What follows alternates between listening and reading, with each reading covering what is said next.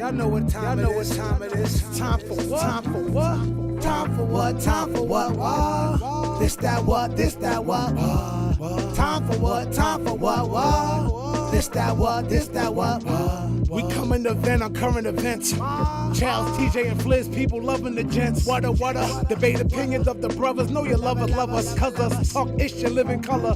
Every Wednesday, be getting it in at 9 p.m. Tap in, my friends, sliding right with them gems. Hip hop debate start them like engine gens. These mics powerful, been said again and again. Legit articles round the globe, and it depends on what's brought up and who can go pen for pen. Popping left with the guest, spicy talking the script. Back and forth, him to him, going flip for flip. Join into the excellent realm you step in. Catch a wreck and get it lit in the comment section. Tell somebody something that you might have heard. And what?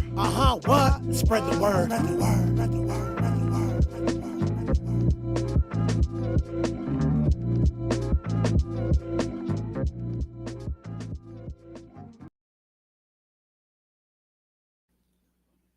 Okay.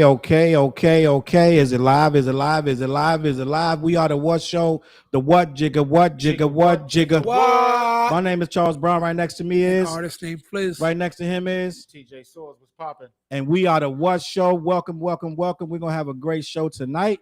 I don't know if y'all thought we wasn't going on tonight, but we definitely going on tonight. We ain't do no promoting, but guess what? We here. First of all, TJ, what's this, Patron? No, what's this? That's the Don. This the Don P. If you got a shot of anything, Flair's got the water, TJ got the Bel Air.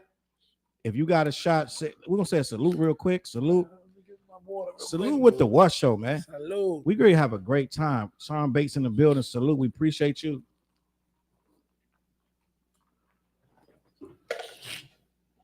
Yo, we're gonna have a great show because I know it's some crazy stuff going on in hip hop. The first thing first, I want to say head on over to the sponsor of the program as we get started. Black. Hit it, Flizzy. Black-Yeti.com. Black-Yeti.com in the building. Pack, yo, buy a pack. Let me make sure we are we live? Is everybody we live? Sharing? Yeah. Can they hear us? We good? Make sure y'all head over to black-yeti.com. Support the team. They are the ones that's showing us love. So we want y'all to show them love. Tell them who sent you the What Jigga What, gang. We got a whole lot going on. Vanya, is it Vina or Vanya? Am I saying that right? I'm going to go with Vina. I'm going to go with Vina. Vina, right? In the building. Salute. We got a whole lot planned tonight. It's going to be crazy. Salute for being in here. Who else in the building? Let me see who else in here. Nazir, that's a great name. Nazir James in the building. Salute. These Drake stands are going through it right now. They won't accept the fact that Drake lost. Yes, we're gonna have a whole conversation. Yeah, that's crazy. Homebody, salute, homebody. We are very well. We appreciate you being in here.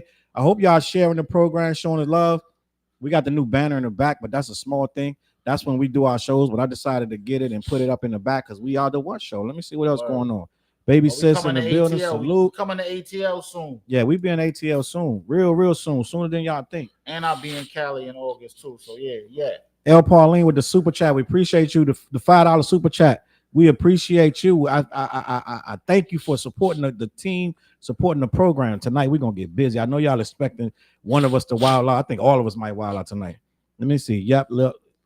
Oh, spell it. Say that for me. Vina, am I saying that right? Vina. Vina. Salute to Vina. Appreciate you being here every week. No cap news. Salute. Eric in the building. Salute. Listen, the chat is growing, so just make sure y'all tune in, put the chats in so we can know y'all rocking with us. Like and comment, please. Share. I want to say something first. My Facebook peoples, YouTube peoples. Yeah, salute. Did I say Pauline? I meant El Paulino. I said Pauline. El Paulino. Salute with the super chat. I want to say this first and foremost. Hip hop is growing bigger even still. We just had two of our legends get into the Rock and Roll Hall of Fame. And I want to start by saluting first and foremost Outkast. Oh yeah. Outkast has made it into the Rock and Roll Hall of Fame. There's only a handful of hip hoppers that's even in the Hall of Fame, gang. Outkast or November, I believe, I don't know the date, November something, but two hip hop legends are going to be entered into the Hall of Fame. Outkast is the first one. I think Outkast got one of the greatest albums in history, Agreed. which is Aquemini. Yeah, Aquemini. But they also got some people say that ATLians is better than Aquemini. ATLians ain't no joke, bro. That's a tough. I just personally lean towards Aquemini, but ATLians is no joke. They got 2 classic albums, bro. Yeah. At least 2, because some people think the other ones are classics.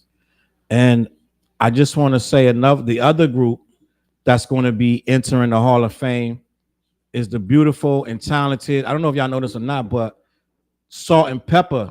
Yeah, I thought they was already in, yo. Nah, Salt and Pepper is getting inducted this year. That's dope. Yeah, Salt and Pepper. Salute to Outkast and Salt and Pepper for being inducted into the Rock and Roll Hall of Fame. It is a beautiful thing. Hip hop will not stop. We appreciate you. Let me see what's going on. YouTube is a bitch. Let me see. Salute to Senator Helms in the building. I didn't even read the title of the live. You said Kanye had Donda 2. Nah, I'm going to explain what's going on with the Donda 2 in a minute.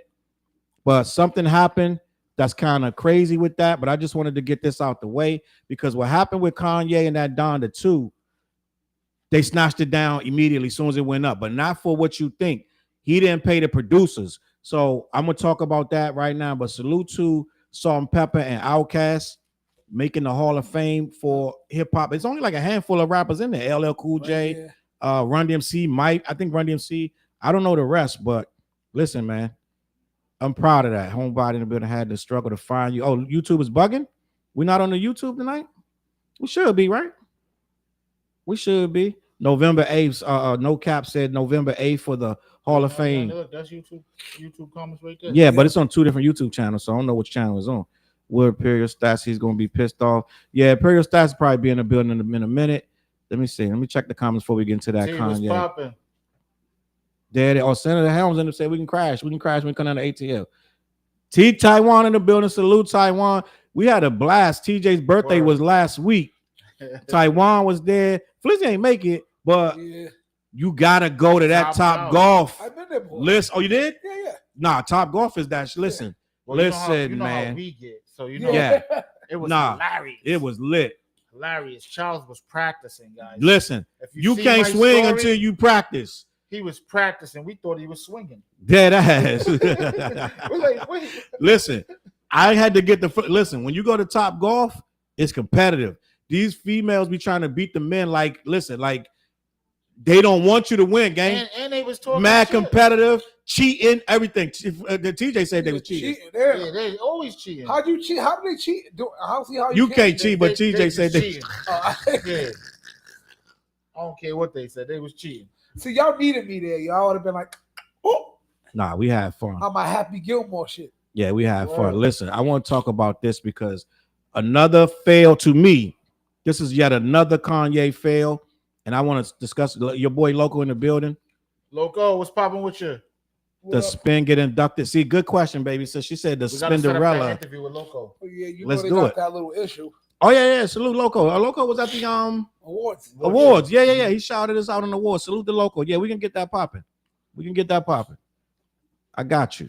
Just spin. I don't know Spinderella. See, Salt and Pepper had issue with Spinderella. Yeah. I never understood. They just fired her out of nowhere. Yeah. And they never explained it. It was about money, but they said it wasn't. She said it was. I never understood I that. heard stories that they used to bully her. Really? Really? Tell her she can't come over and shit like that. That's crazy. I didn't know that. Yeah, man. I think Venus said congrats to Outkast and Salt and Pepper. I don't know what's going on with that Salt and Pepper. It sounds like they just cast her like for nothing. She's been there for 20 years. I never understood that. I don't know if she made up with them or not. They said she wasn't part of the group, all types of wild shit. That's wild. When you see Salt and Pepper, you're thinking Spinderella. She's part of the group. But they try to say she wasn't. I remember that. They try to say. But I mean, you don't hear Jam Master Jay and Run DMC. Yeah, that's what I'm saying. You know what I mean? So that's why I thought she was part of the group. Right? Clean Black Sneakers. Salute. Appreciate you in the building.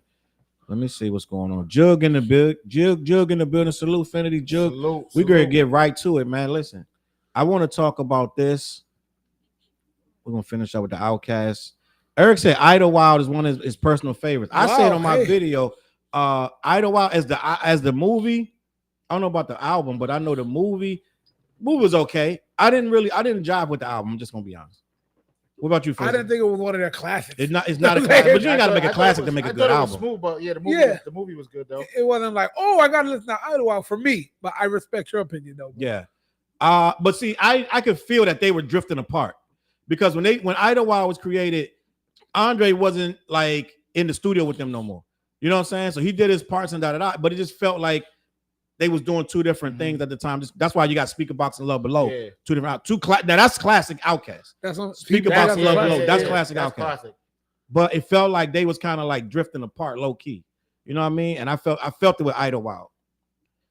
Let me see what's going on. Trap in the building. Salute, Trap. Trap was good. Trap was at the awards too. Yes, sir. Trusty was clean, fresh. Yeah. That was good. I gotta get the pictures. He wants the pictures. He said he did a drop for you too. I put all the pictures on my page. That's what I said. Yeah. All right. He don't know. I was telling him. I was explaining to him like, now you gotta go to the What Show page, but they on my page too. Shout to Trap, man. Shout to Trap. Hello to the panel as well. Clean Black. Check that out every morning at 8 a.m. sharp. Yeah. Miss Rocketti, good evening. Listen, we're gonna get busy. Salute Trap in the building. What homebody say? Spinderella is a cool girl. I don't understand what the fallout was. They never really explained it. Salt and Pepper does not speak on it, but I think I'm gonna be honest. I think I'm just gonna say this. Older groups, the money starts to get tighter. I'm just going to be honest. Now they tour all the time. They're always on these throwback tours. Mm-hmm. But I don't know. The money does get tighter, gang. I'm just going to be honest. As a person who does promotions, I can see a person that used to be popping and now they're not getting the same bag as they was 4 years ago, 3 years. And even on these big festivals, they getting tighter. You know what I mean? So for these older guys to make money, they have to be on a bigger festival because it's hard to book an act by themselves. You know what I mean? Like Salt and Pepper by themselves, 15, 20 years ago, yeah, they could sell a venue.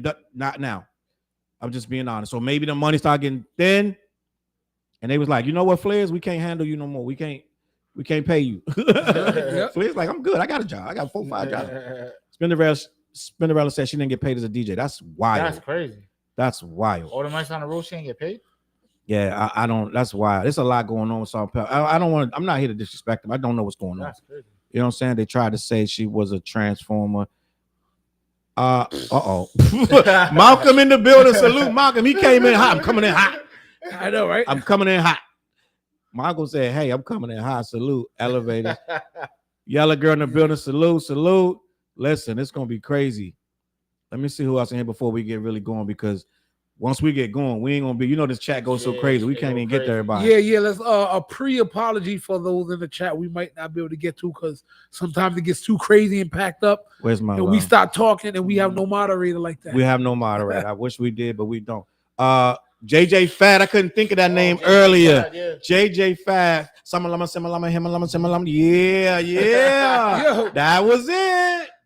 JJ Fad has one joint and they get like credit like JJ Fad. I think they got 2. What that love song? That second, is it love?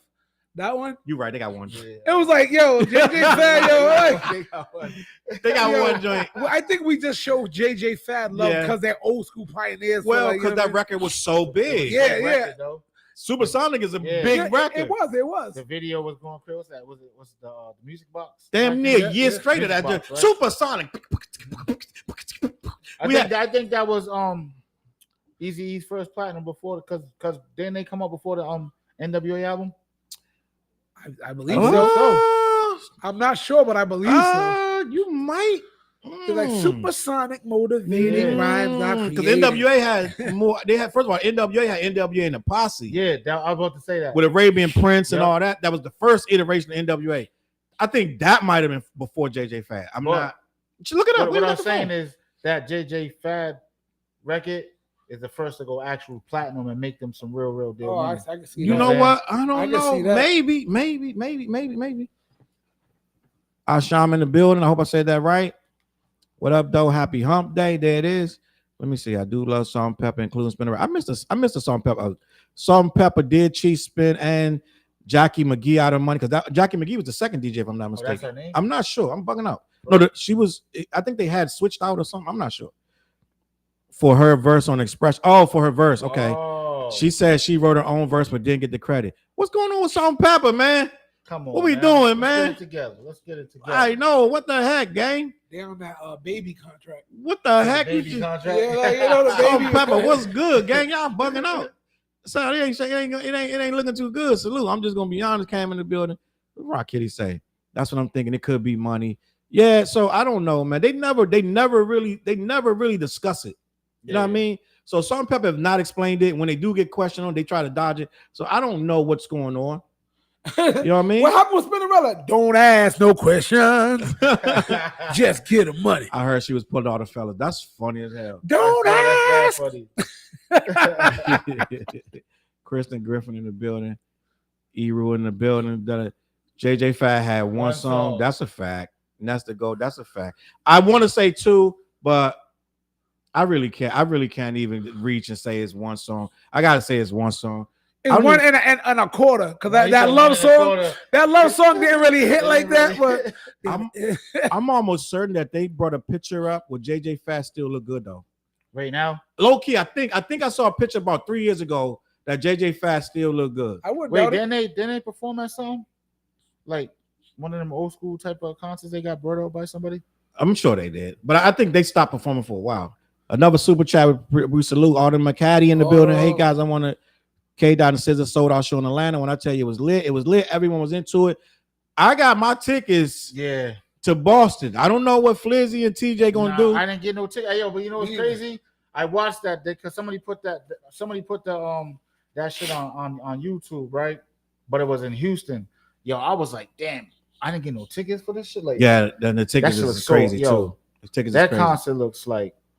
I think and it was crazy because I was watching it like, and I'm like, yo, Niche, how you watching? I was asking Niche like how she's like, it's a concert. I'm like, she's a fan. Like, you know, so she's just watching it. She watched it online. So when we was watching it, so me, I'm like, I'm watching it like, this is the shit I want to do at my shows. Like, you know what I'm saying? Like, all the extra shit like that he's doing with all the technical. I'm like, yeah, I want to do that. I think like, Kendrick kind of messed up Beyonce's run a little bit because you got to choose now. You got to choose. Am I gonna go see Beyonce or am I gonna go see Kendrick? They both expensive. People working hard for their money. Everybody can't go to both. So motherfuckers got to choose. I mean, I see people talk about the wifey going to Beyonce though. They going to the Beyonce in Jersey. I'm trying to. I told y'all about the Rock the Bells in DC, Jersey. Right? And Little Brother last show that one's in DC. Rock the Bells with it's a mean lineup on that Rock the Bells. That's in Jersey. I think that's August something. But I'm trying to get us all to go down there and get a suite. All the DC dudes going. So I'm gonna talk to y'all about that. Because I got it's a lot going on this summer. This summer is crazy. Senator said the real Roxanne. Conscious Daughters better than that. That's how you feel? Conscious Daughters? I felt them for a hot minute, Conscious Daughters. Spin was the pretty one. JJ. This is JJ. Oh, yeah. Kitten said Spin was the pretty one. Hold on. Let me slow down. I thought they was fire. Salt and Pepper. You got Salt. Yeah. You got Pepper and Spinderella. Now Salt was fire. Salt was fire. Pepper was fire. I was more on the Pepper because I like that thick. You like big bones. She was early thick. I heard you like them big. I like that. You gotta do is she was that early thick. Big. I like the big old meaty bite. She bite into what you. She was Chloe before Khloe Kardashian. You know what it was? It was the video. It was the video. She was beautiful, man. Like, yeah. Nah, it was that video. But you know who bagged up Pepper? Stretch. Yeah. They're one of my favorite rappers. Didn't JJ Fad do Pump Up the Jam? No, they didn't do that. That was Technotronics. If we really gonna say JJ, Yakid K, her name Yakid K. What's something like yeah. She was one of the first female rappers, but not that kind of like toed the line. You were like, I don't know what's it. She was kind of like, I think she might have been like the first. No. I think she might have been the first. What I'm trying to say is like, I think she was lesbian. She looked like one. I think she might have been one of the first lesbian rappers. But back then, like, it wasn't open. No, she wasn't open, but when you saw her, yeah, you just got it. We understood. I forgot what she looked like. I think she was one of the first. Very short hair, baggy clothes. Yeah, it was clear. It was apparent. She probably like, what the fuck? Because I'm going to be honest. I thought that come to find out, this girl is not a lesbian. I thought she was when she first came out from Detroit. Dage Loaf. I thought Dej Loaf was lesbian. She's like, wait, I'm straight. But everybody thought that. Yeah. So I don't know. I Dej can't Loaf judge a is book bad by a cover. He was right about JJ Fad at first. Vlad Yellow confirmed it in Vlad. Let me see. Tektronic may pump up the jam. Pump up the jam. Pump it up. Why the bass is pumping? pumping? Cashville. Yeah. Cashville in the building. TJ always repping Cashville, the hats and all that. Make sure y'all get at him for that. Listen, we're gonna have I want to talk about. I want to get into this Kanye stuff, but let me finish up with Salt and Pepper. Salt and Pepper made white women dance. They sure did. Listen, don't nothing get a party going if the party's slow or weak and they over 30. And they throw that salt. Put on push it. Yeah, it's a rap. Push it. Boom, boom, boom. The least lyrics in history. Let's just be honest. Like, what song got less lyrics than Push It? They say push it about 50 times. Yeah. Boy, you really got me going. You got me sold. I don't know what I'm doing. Listen, hey, and all you remember is the dance. Who wrote the song? Herbie Lovebug, right?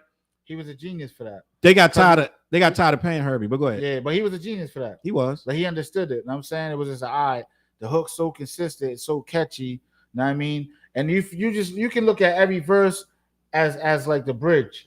Yes. Yeah, with a bunch of bridges. Yeah. It's like that was another thing that how I was saying about Jeff Liggins, like what he taught me. You know what I mean? It's like it's like you can have mad bridges, but it sound like a verse, but it's like that song you was like, oh, like how in that song you was where you was telling me like I was changing, you know what I'm saying?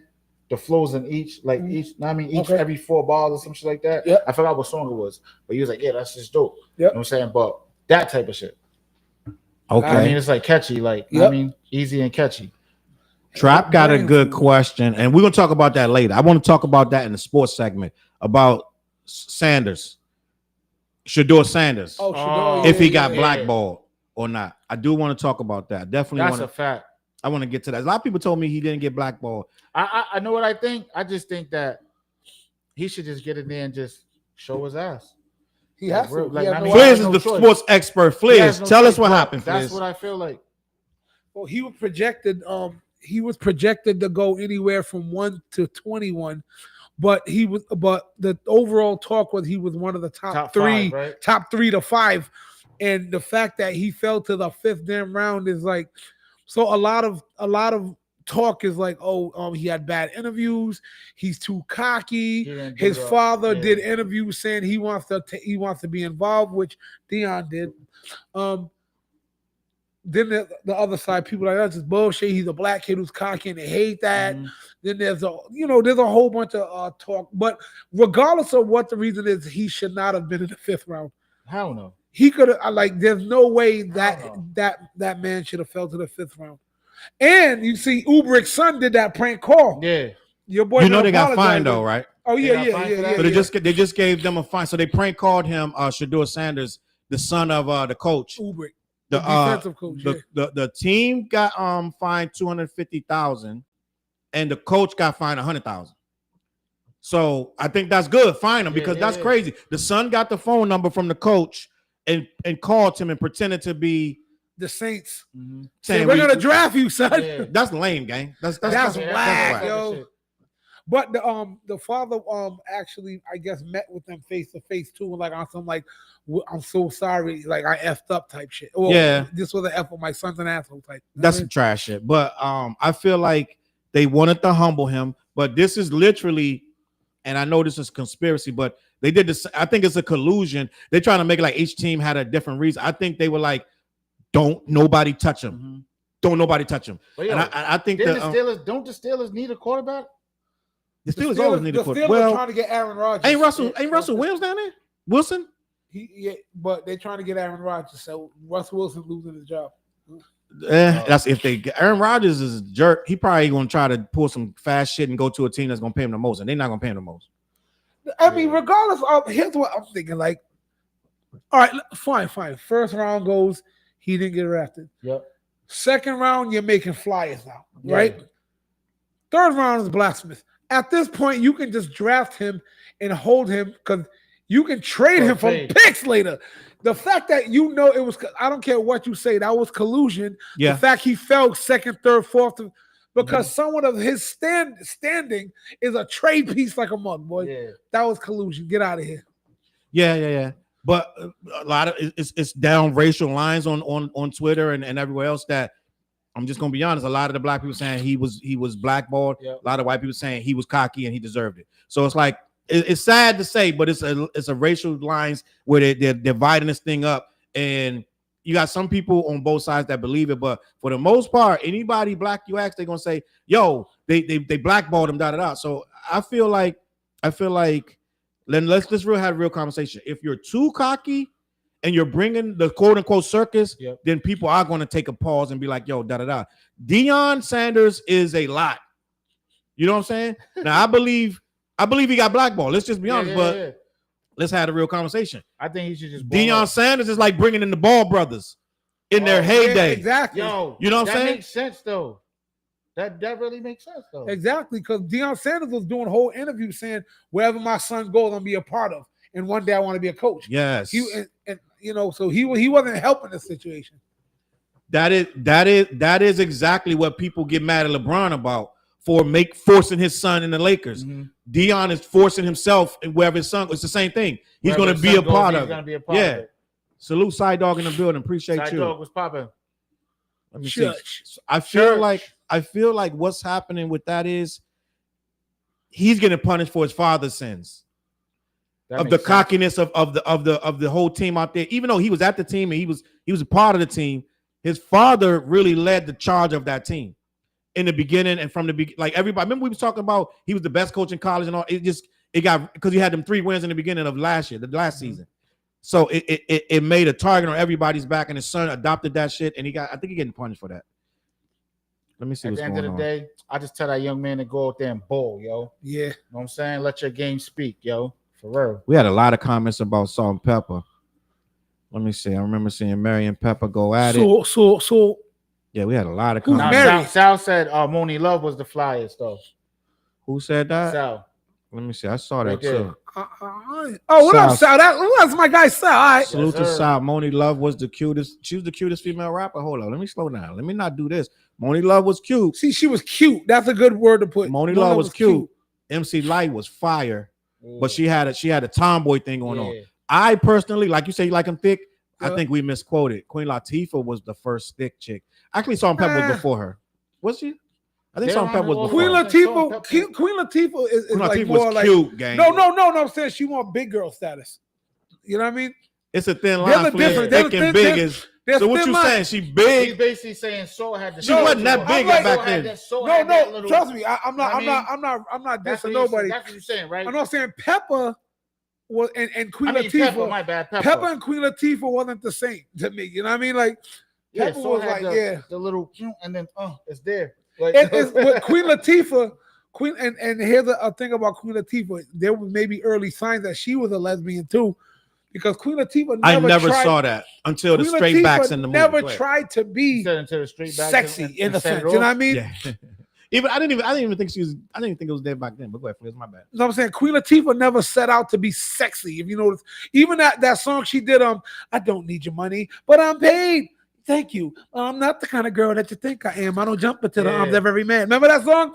That was her most kind of romantic setting song. And even in the video, she wasn't really being like sexy like that, you know what I mean? Mm-hmm. So I mean, but you know, I never, as a youngin, I never looked at Queen Latifah as that sexy woman. I was like, she's a rapper, boy, she's nice. I mean, that's how I looked at Queen Latifah. I'm not mad at that. I never looked at her like, that's a sex symbol to me, you know? I thought Queen Latifah was cute as shit, not in a sexy way, but I'm just like, I like regular down to earth. Yep. And back in the day, she was regular down to earth, like saucy, sassy, big, thick, like that. That's what I was into. So I'm just gonna be honest. So I thought Queen Latifah was fire. I love me some big ups too. Give me some meaty. I love meat, yo. She was cute as shit. But I didn't even. Matter of fact, I didn't even. Just being honest, I didn't learn Latifah was a lesbian until. I'm gonna be honest, probably the 2000s, like late in the 2000s. Like what? It was like that's when she kept it up. Yeah, like all the way to the 2000s. I thought she was straight. I'm just gonna be honest. And I thought Light big of a star that it didn't even matter. I thought Light was the other way until the 2000s. I thought Light was the lesbian, and I thought Queen Latifah was straight. And it come to find out that Latifah was straight. I mean, Light was straight, and Light was 11. I heard Light had a husband or something. Like what the fuck? Todd won, remember? She was rocking with Todd One. From you down with MTV? Yeah. That was her husband. Todd One. Yeah. Did they? Was it like abusive or something like that? I didn't hear that. I'm bugging out. My bad, Todd One. I am sorry. Like, hey, what the fuck? Homebody said this is a good question to say. I just want to chat. Did anybody buy Beyonce tickets? So I threw wife in them through so what I saw a story, right? I saw a story that said you can get Beyonce tickets for as low as $35. I threw it in the chat. They ran and they like, oh shit. So they ran and got tickets, but they wasn't $35. But I triggered a response. They wouldn't even think about it. But wifey and them bought the tickets. They going to the Jersey one. Let me see. I have no interest, to be honest. I'll go if I got it free or something. I'm like Beyonce. I'm like, oh, I gotta go see a Beyonce show. But I'll watch it if I got them. The coaches was old enough to know better. He was 21. They talking about something else. Oh yeah, his son. No, the coach's son is 21. Who made the prank call? That's what he's saying. Silly. Yeah, he got fined. He was grown. Yeah. He thought it was gonna be funny though. Adrian's talking to Cash. He said, "If a young black man can't be cocky, it's a thin line between cocky and arrogant." I think that Dion went through the same thing. People thought Dion was cocky, but I grew to love Dion. I was like, "Yo, he not cocky. This guy is good." If you go back and look at the first, like the interview, like when he got drafted to the Atlanta, right? Falcons. Yep. Yo, he had dumb. He was chunky on that. Yeah. He was chunky on the hell yeah. Go back. What's that? 89? What's that? 89, 88? Some shit like that. 80. He had to been like 88 or something like that, right? Yeah. He was chunky. Like he was chunky on or early. Like, know what I mean? Like, I'm gonna be honest. I think one of his kids. I think even the babies had some jewelry on them. Like, you know what I'm saying? Dion didn't really pop. He popped on the Falcons, but he didn't really establish his dominance till he went to the Cowboys and the 49ers. He was that dude on the. Don't get me wrong, on the Falcons. We was checking for him. He was that guy and all that. But the Falcons was going nowhere. You know what I'm saying? Until he went to the Cowboys and won that chip, and then he went to 49ers and won. Next year and won it again. Yeah. Back to back. He became the greatest. Like it was like the greatest in history, gang. The difference, be honest. Yeah. But he balled too. Yeah. So he talked shit and he backed it up. Dead ass. So basically, that's what his son needs to do. You know what I mean? And that's the brat was cute. So you gotta just ball out, yo. Let me see. Dion sat out a couple seasons because he didn't want to play for the owner. That's true. And they've been punishing Dion, but they couldn't punish him that much because when he went and he could, I remember that poster. Water. It says the world is covered by 80% water. Deion Sanders covers the rest. Yeah. We got a lot going on in the chat. We got a lot going on in the chat. Vina said Roxanne Shante. I never thought Roxanne Shante was cute ever. Neither. Roxanne Shante. Ever. Not never. Not saying she ugly. Oh, yeah, I'm never saying she ain't. I never thought she was cute. Latifah Butch as fuck from Jump Street. Okay. You could be low key butch, but you can still be sexy. I'm not one of these guys that's looking for I'm not one of these guys that's looking for a beard or nothing. I'm just saying, like, you could still be kind of like tough. You know what I'm saying? But remember in the lady's first video, she's in a military outfit doing war strategies on a thing with a stick. So it was like, let's be honest. Back then, women to be taken seriously had to have a rough exterior. This was before you could do it with your body. Yeah. You couldn't come out on the. Imagine a chick coming out like that. First in there too. Imagine a chick coming out. This what we talking about? Hold up. That's something else. Imagine a chick coming out back then in a bikini. That didn't exist. They was even in an extra in a 2 Live Crew video, or they was not going. Yeah. They wasn't. So when you was a female rapper back then, Latifah had a butch exterior, Light had a butchy exterior. You had to blend in with the fellas. You had to be one of us to get on. So yes, she looked butch. She had an army's uniform on. Think about all the females that made it. Who do you think was the Pandora's box? JJ Fad. No, I mean for like dressing like, you know, like being provocative. Lil' Kim. Cause I like smooth. Before Lil' Kim. So what happened was R&B started to blend into hip hop. And what's that girl? Dina Howard kind of put sexuality into hip hop, even though she wasn't hip hop. All right. I got some. I'll take some more. So Adina Howard, because back then everybody was trying to be conscious daughters, and they was trying to Adina Howard came out and changed the game. I don't need no water, man. I got. Now, what about La Trim and Finesse and St. Quentin? They was feminine. And remember, last year we talked about that girl Smooth. Yeah, I just got it. Smooth. I was in middle school, and that freaking chick had me like going through puberty early. But you got to think, Two Live Crew brought a bunch of females on screen, which was never done before, like sexually. Yep. So it was only a matter of time before them females sexually would end up rapping. Now remember this. Or was it LL? He had some provocative shit, but not like Two Live Crew. No one had shit like Two Live Crew. And then you got these chicks. We like the cars that go that was boom with Tigra and Bunny, and we like the boom. So they came out on some like, we're just dumb airhead chicks. We kind of sexy. We really can't rap, but we want to rap. We want to make speaker song. Salute train in the building. I'm just going to sit here and learn from you about the Sanders kerfuffle. My football knowledge is zero. We going back and forth. I know we just all over the place. We had a smorgasbord right here. Yeah, we're just talking. We're just talking. But Tigra and Bunny. So who was the Pandora's box? If you're saying Pandora's box, I mean, as soon as you open it, it went crazy. It's Lil' Kim. I can't think of nobody before Lil' Kim that came out like Lil' Kim. And it was crazy because Big. That's how Big painted her from the jump. That's what he's seen. Like, I mean, he's seen that in her off the rip. You know what I mean? So that's all Big that put that together like that. Yeah, and Big told her that's what it was going to be, according to the movie. Yeah, according to the movie, everything is like shot. You know what I'm saying? Like, So you're right. That's like, look, that's just the best one. He was like, look, you ain't gonna make no money being all conscious and dressed. And He's shit. like, I like that. We just take the shirt off and keep the suspenders. We probably missing somebody. I can't remember. It was probably some chick before her. Before Lil' Kim, but I can't remember nobody going that hard as Lil' Kim. It was Smooth. Really she had a panty line showing out. She was the first one that had like the Daisy Dukes peeled open with the freaking panties. That was before Lil' Kim. Dead ass, and it was frowned upon. It was like, woo!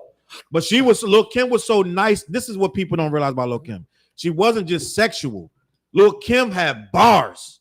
That too. And Lil' Kim changed the culture. Lil' Kim's verse on Get Money. The culture with that poster. She changed the culture with that part. A lot of jail dudes went to sleep happy with that Lil' Kim poster. Just gonna be honest. But Lil' Kim was nasty on the bars. You heard her before you saw her. Let's just be honest.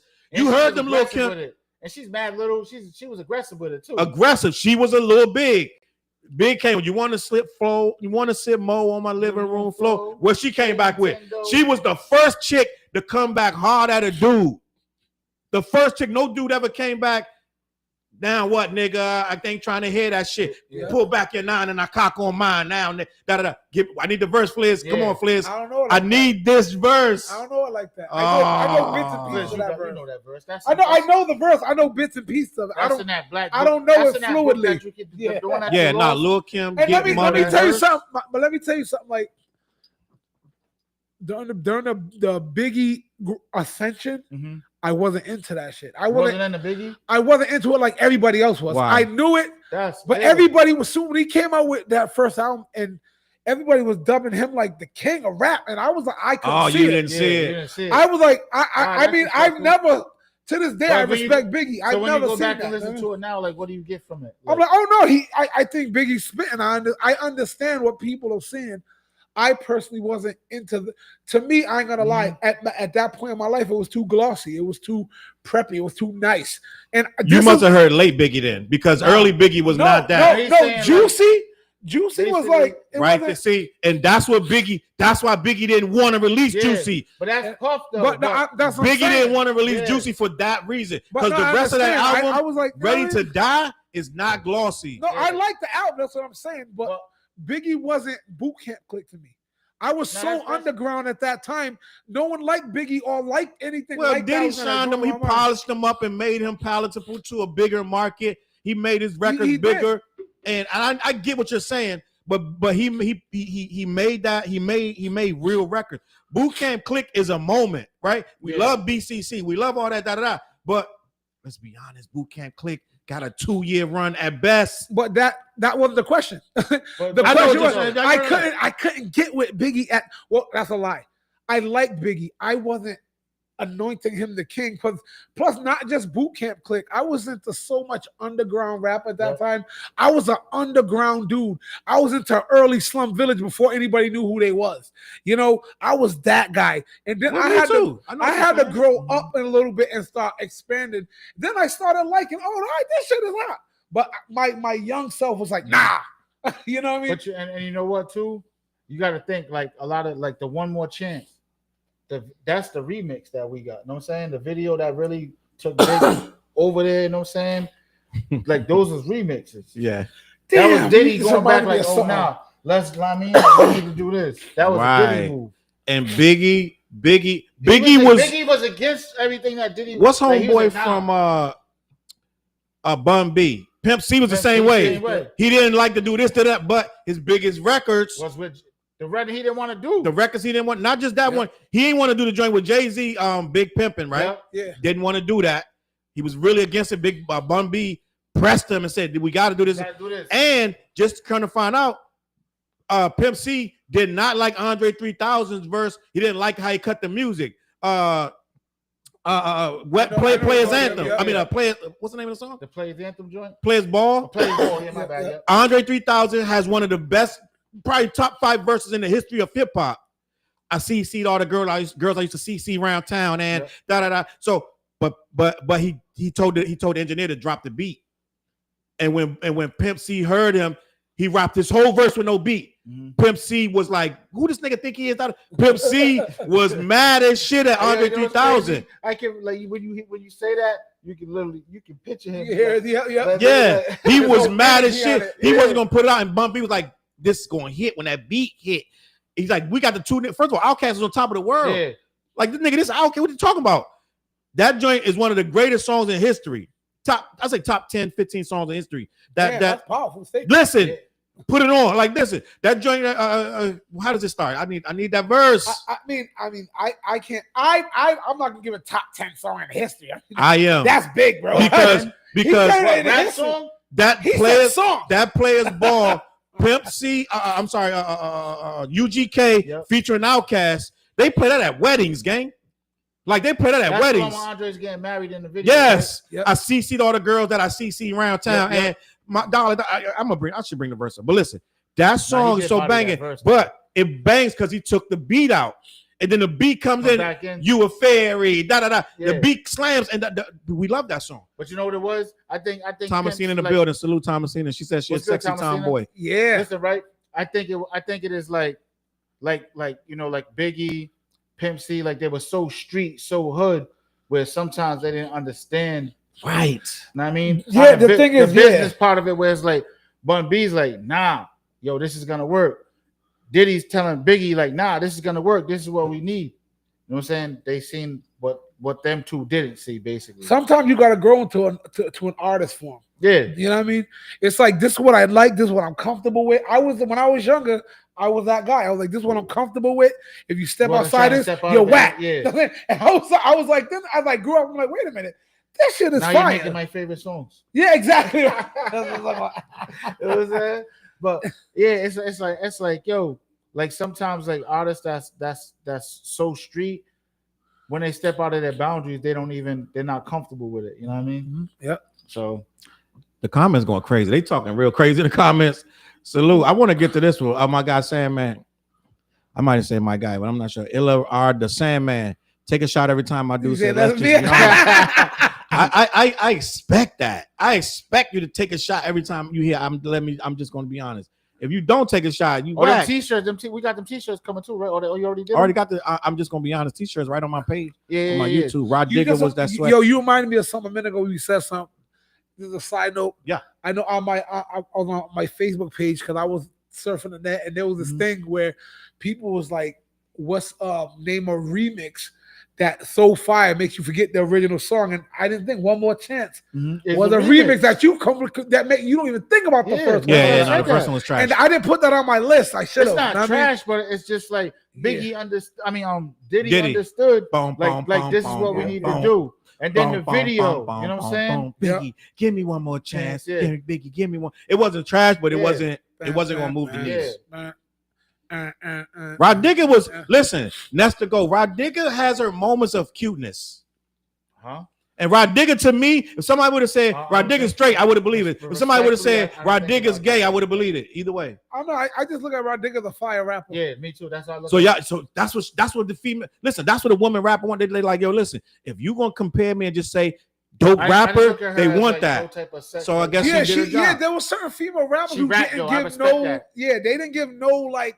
I'm sexy type of rapper vibe, you know what I mean? If they got an Adam's apple, muscles, a cleft chin, they might be a man. Female bodies look gross. What y'all got going on in the chat? What's going on there? What's going on in the chat? What are y'all talking about? The chat going crazy. I told you the chat. They bugging out in that chat.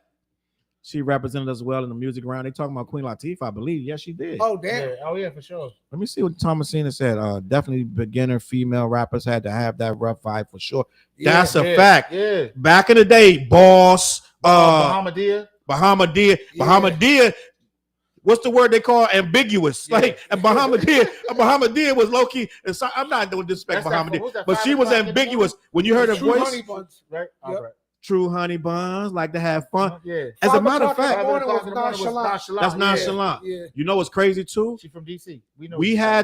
She is from DC, and 5 o'clock in the morning was a big record in DC. She was a hometown hero. Mm-hmm. But when you think about it, females almost looked, we just said Foxy Brown. They had to come in. They had to sound like men. Yeah. It's crazy now you think about it. Because nobody sounds like men right now. Except for like Rhapsody, she could spit with men. She don't sound like a man, but she could spit. Yeah. But for us to respect you, you had to have you have the lawyer center, your lawyer tone, get a certain and have it like, yo, you had to kind of be cool like a man. You know what I'm saying? Like low key, I'm just gonna be honest. So that's what it was. Even conscious. Yes. Now, Lil' Kim, she lowered her bass and her voice. Let's just be honest. Yeah, a lot. Right? A lot, yeah. And she came down her Prodigy, telling what it is done. So it's like her verse on that is like it's crazy. Like she went stupid on that. Lil' Kim has the one. You know what? I'm gonna say something. Is that crazy. One of the dope? Is that one of Lil' Kim? Put that as one of the dopest verses in hip hop? Yes, it is. And Lil' Kim has. I'm gonna say probably. I know I'm gonna get killed for this one, but she probably the only female rapper with a 5 mic album classic. I'm just gonna be honest. I don't know no other people. Well, Lauryn Hill, but Lauryn Hill is once again we get the murky waters. Here we go. Lauryn Hill never dropped a rap album. We get in the murky waters. Like, the album was dope though. It was a dope album, but it's not a rap album. Come on now. Jen, salute Jen says Sweet Tea. Y'all remember Sweet Tea? Yes, I do. I used to like Sweet Tea. Sweet Tea. Let's work. I like Sweet Tea. Let's work. What you mean, R.I.P. Sweet Tea? She dead? I ain't know Sweet Tea died. Yep. She did. No, that's like Trouble. The female rapper Trouble. She passed away. Oh yeah, MC Trouble. Did she die like diabetes or something like that? I don't know. Cancer? Was it cancer? Something like cancer. I don't think it was diabetes. She was little. Diabetes or some shit. Please don't ignore. I understand you're talking about hip hop, but we black need to hear about what's going on presently. This not that Tizzle. I get you, Trizzle, but we're not doing no. What? Do you want to talk about like news and da? I hear you, but we're gonna get to all that. Yeah. We get to that, and when we get to it, we don't do that every day. I'm waiting for Lil' Kim to do a song with Taylor Swift since white women are equal. Homebody, what we doing? Homebody. What's happening? Homebody. What y'all doing in the chat? Y'all, what's going on? What's going on? Why did Kanye West implicate himself in a child rape situation in front of the world and God and police? Does he realize the DA can still choose? Yeah, did we talk about that last week? Well, no. I thought we talked about that. No, the whole I heard something about him like, you know what I'm saying, going down. He said or something like well, that. this is what Kanye said. All right, by you triggered this. So we're gonna talk about this. We're gonna talk about this, right? We're gonna talk about Kanye real quick because Kanye said on a rap song called it was called Cousins that he found his mom's dirty book. He found his dad's dirty books, which were just regular Playboys, but he found his mom, which is Donda. He found her books, and they were a little more advanced than Playboy books, and they were sexual books. You remember back in the day, Playboy was timid, but Hustler was not, right? Yep. So Hustler had them doing things and they had more. Even they had, God forbid, he found Black Tail. You know what I'm saying? If he found Black Tail, that's a whole different. I never heard of that. Thank you. So you're a better child than I was. But so the black. You're a better child than I was. Yeah. So if he found that, then they was doing some wild stuff. So now at the end of the day, Kanye saying that he found these books. Him and his cousin. He said his cousin was 6. if I'm not mistaken. I'm going by what he said in his tweet and in his song, because he got a whole song that he kind of acted out these images on his cousin who was 6, and he claims that he did this until he was 14. He never says how old he was, but he said his cousin was 6 and he was doing he was doing what I'm trying to say, fellatio on his male cousin till he was 14. This is according to Kanye. We don't know what to believe. Kanye is saying stuff. Yes, he normally tells the truth, so I don't know what to believe. But at the end of the day, Bayou is right. He can implicate himself in the trial, but the cousin denies it. There's no case. The cousin's in jail right now for murder. So the cousin has come out and said it's not true. So there is no child rape situation. There is no DA. The DA can't bring no charges up because the cousin is denying it. So Bayou, I understand what you're saying, but there's no case in there. And you don't want to be in jail and that come out about you. Hell no. You know what I mean? He's like, not lying, yo. Of course. He said this nigga crazy. He ain't taking his medicine. So we don't ask no questions. We're gonna move back to what's going on. CNI said anybody like Boss. We talked about Boss. Boss was the hardest female rapper. Boss album was trash though. Boss was a fraud. Yeah. Boss was raised by 2 parents in a Catholic school in a well-to-do neighborhood, suburbanite. She came up with the hardest record. I don't give a fuck, not a single fuck. Had the dude rap. She was harder than every dude in rap at the time. We all bought that album. I thought she was super crippin'. You know what? The album was trash though, Flip, but was bad. Yeah. But that song was crazy. The album was trash. That was the song. She brought up the right song. Only song. Homebody said Eve went hard, or Kim, but Eve was years after Kim. I think Kim came out. Matter of fact, let's talk about Eve. Eve came out on the Roots song.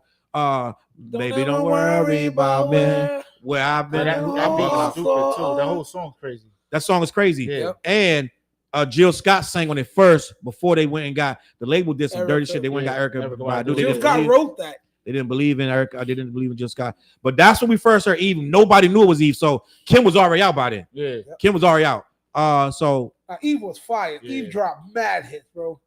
She did. What's the joint? Eve dropped hits. She's on the 4-wheelers. Eve don't get the respect she deserves. What's homegirl? From Black Eyed Peas. Fergie. Yeah. She did a song with Fergie? Yeah. Hell yeah. Eve don't get the respect she deserves. I'm just gonna be honest. I know she did that Blow Your Mind with homegirl. And the video they was and I'm way behind the comments and all of that. With Fergalicious. No, right? with I thought is that the one? Love is Blind. No, that's another big record she had though. No, I think you're talking about the one that she did with the blonde chick, right? Yeah. No, that's not Fergie. That's I can't think of her name. We got hundreds of comments. It's not Pink. It's shit. What's her name? Some of these. The song was called "Blow Your Mind." Look at Flizzy with your phone. You want to get me here, and I'm gonna blow your mind. That's "Blow Your Mind." That's not Fergie. That's Fergie. That's not Fergie. That's the Oh no. I can't think of that. I'm gonna look this up. I thought it was Fergie. I thought it was. I don't know. Bad baby try to come back. Maybe. What we doing? B Ross said choice. What's going on in the chat? You're in the right realm. You're in the right realm. So, I mean, it's somebody like that. But I know it was one of her big records though. Mumu said, "Look, Kim wasn't fine." I remember her performing that shit at the was it the Gwen Stefani? With Stefani, bro. That was a big record. That was a massive record. And they did the same thing on the video. I remember that. They came up on a 4-wheeler. That was a massive record. Let me see what's going on. I'm so behind these comments. I wasn't a big fan. Relax and take notes was good. I agree with Fliz. I wasn't part of the vibe. It was commercial for me at that time. I'm so behind, gang. I don't even know what's talking about. Right. When we talking about, I wasn't into Biggie because it was too shiny for me at the time. I'm probably 20 minutes behind. You way behind. We got to skip. I'm gonna have to skip you guys. I'm sorry. Let me see. What about Roddig? I loved her. Junior Mafia. It's a lot going on, gang. I'm sorry. I'm gonna have to skip. Then we back to boot camp click. All right, hold up. There's a lot going on in the comments, gang. I'm sorry. Comments is Joe. We need to monitor international players. International players anthem. Need a couple of them right now. That's it right there. International players. That's what we was talking about. Yeah. I'm skipping, gang. I'm skipping like hundreds of comments. Let me see. I typed text to a girl, 3 stacks beginning. That's the beginning of that verse. Okay. Yep. Yeah. Oh my God, that was crazy. Let me see. I'm gonna go down some more. Charlie Baltimore was good. Listen, I tell you, I like big girls. I also could go all the way to the range of skinny girls. Charlie Baltimore was fly though. I'm just like a typical male. I like different flavors. Gang. I'm just going to be honest. Take your shot. I thought she was fly. I'm just going to be honest. Word. I mean, Charlie Baltimore. I mean, me being a guy, I mean, I'm not gonna be overly picky like that. You know what, Fliz? Then if you, but it wasn't like she was Coyle Ray before Coyle Ray. Yeah, that's what I'm about to say. I'm not like the thing is, I thought she was pretty fly. I've never been into overly skinny girls. She too skinny for you, Flizzy? Yeah, I've never like even in high school, in middle school. I can go back to middle school. For some reason, I've always had an insatiable. Benny with the tire. Yeah. I've always had an insatiable lust for girls who were meaty. And I get that, and that's like I understand that, and I get that, but I don't understand why these guys, like a lot of my friends, right?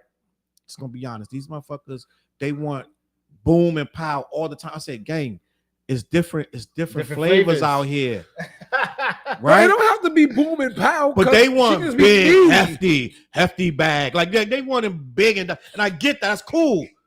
But it's different flavors, gang. It's a hefty bag. Like damn, son. Thomasina said black tail. She get it. I never heard of that black tail. Big Bama, shout out to country. You was well protected. I appreciate that. What the hell is that? Salute the country in the building. We be in Atlanta soon. Kanye need his cool ass whooping. That's a fact. Yeah. I want to talk about that Kanye situation too. Crazy about everything. Kanye snapped before his mother died. I do know that. Yeah, he did. So I want to talk about Kanye with Donda too. I was gonna bring that up. That's one of the topics that we got. Let me skip this. You know, fuck around trying to get me to play some Minecraft. Hold on, let me get out of that. How the fuck I get out of this? Close. Okay. Kanye West. So Kanye West. This is brought up Kanye West. That's in the title. I gotta talk about it. Kanye West dropped Donda 2 yesterday. They pulled it yesterday. Because what happened with Kanye West Donda 2, he dropped Donda 2 in 2022. But you can only play it if you had that stem player. You remember when he had that little, Kanye West had this little machine that you could rearrange his music. You'll get the whole album and then you could play with each song. You could take the beat out here, take the snare out, the kick, put the vocal. You could play it how you wanted to. It was a very what the word I'm looking for? It was innovative piece of technology, and his fans bought it. It was a niche thing. He only had a couple machines. So whoever had that stem player, which I'm just gonna be honest, I thought was goofy. I don't know if the shit was $1,000, $300, whatever it was, it cost too much, right? So he released Donda 2 on that service, and that was in 2022. Now he got the bright idea to yesterday drop Donda 2 on streaming services, and immediately they ripped it down because the producers of them songs on Donda 2 never got paid. So as soon as he dropped it, they put a thing in with a cease and desist, and they had to rip it right down. So Kanye's mad. I want to read this article and I want to have this conversation because he didn't pay the dudes, and I believe these dudes. Like, why would he pay him? It only was released to a stem player. Yeah. So they can't even track how much it sold. Let me read this. Kanye West Donda 2 hit streaming services yesterday by surprise, but unfortunately for the Chicago rapper and his fans, it didn't last long. Earlier today, he took the X to share. Let me see. He took the 1 second. I'm sorry. He took the X to share a text message he allegedly received from DeAndre Maiden, aka Free. Free seemingly suggests that late Ye didn't have permission from Boogs and Brian and All Day to use their work. Quote, he owed us money for almost 3 years now and has refused to pay, yet keeps stealing our work. Lawyers are getting this taken down within the hour.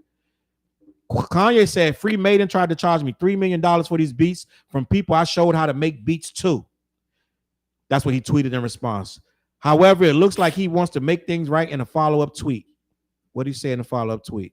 I want to work with Soulja Boy again. I really want to work with Brian and Boogs again. I really want to work this out. And then he also said in a 2022 interview with Complex, Boogs discussed his relationship with Ye, describing him as his teacher and his sensei. Fliz, let's talk about this. I want to have this conversation, Fliz. Kanye is doing the Birdman and not paying these guys. What's your thoughts, Fliz? What am I supposed to think? I'm like, yo, pay them money. It don't matter if you taught them that they deserve their money, bro. But Ye pulls that shit though. I taught you. I'm your teacher. Da-da-da. Birdman used to do that shit. You should just respect that I'm putting you on type of shit. Let me see what's going on. So Tekken said we all collectively be throwing your albums in the gulag. I love this for hip hop. We're healing. I think that not only that, I think Ye is panicking because he's commenting on anything and everyone, and he's just throwing out music that nobody cares about, and no one's tripping off of it. So he's desperate. He was supposed to put that World War III album out. He canceled it and named it Cuck. That's the album with the cousin song on it. He didn't get the response from that and that he wanted. Plus, it's trash. Right, he did a lot of it with AI, and then Dave Blunt saying he wrote all of it, so it's trash. So he tried to release some old shit like, okay, I got Donda 2, throws that out. The dude's gated immediately, take it off the shelf. I think Kanye is spiraling. I'm just going to be honest. Kanye hates melanated people, so I treat him as excommunicated, non-existent. Plus, he's blasphemous. That is a fact. He feels like he is God, and I don't know why, but we told him that for years. Flizzy, we let him believe it. It came out with an album. He made a song called No One Man Should Have All This Power. And we were like, this is a great album. Yep. You know what I'm saying? He been calling himself God for years. Great song, though. Yeah. I know, right? Imperial Stat said, I don't want to hear no shit about man topping off his cousin and saying he loved Hitler. He says them all on that album. Yeah. He says that and more. He's like, but what? But he's missing the point. Like hip hop, not that. So why do you think we want to hear that? I don't even know who won here dude about. He lost his way, bro. Tapping off his cousin. It's a rap for Kanye. Like I feel like he completely lost his way and his mind. And he's just that too. So he's just reaching for anything. He's an attention seeker. So he's just reaching for anything. You know what I mean? Like you say, he commented on everything, but he's searching for attention. I just think he's lost, for real. Completely lost. He's gone. Severa said the stem player costs $200. So they made a limited amount of stuff. That's like buying a glorified Walkman. Right, Flizzy? Mm-hmm. Yeah. I guess, but I understand it's actually we can look at it like that's the stupidest thing. But from his vantage point, that's genius. Because if just having, being a marketing major, if you make things exclusive, everybody wants to be in the know on the in crowd. Facts. You know what I mean? So he came with, I got to get that because other people can't have it. It's prestigious. Unless you got the stem player. Yes. It's like, know what it's like? It's like a new iPhone. But what is that? So it's like, no, I'm saying like you have an iPhone that's going to do all the same crap as the new one. Yeah. But you have to have the iPhone 40. Yeah, you know what I mean? It was a different time. Ye was much more credible and people was much more into him.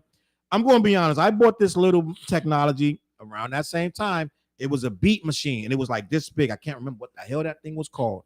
But it wasn't called, no, it wasn't called Kai. It was supposed to be the newest thing in beat machines. And it cost actually more than that. I think it was $300. I bought that little shit and you're supposed to make beats on it, and I never got beyond. It just never, caught your it just never made me feel like this is a real beat making machine, like a real beat, like an MPC or something. It was limited, but I bought it. So I understand why some of these people bought it, but I had it. I had it on my computer downstairs. And I'm like, I'm gonna get to it one day. I'm gonna get to that.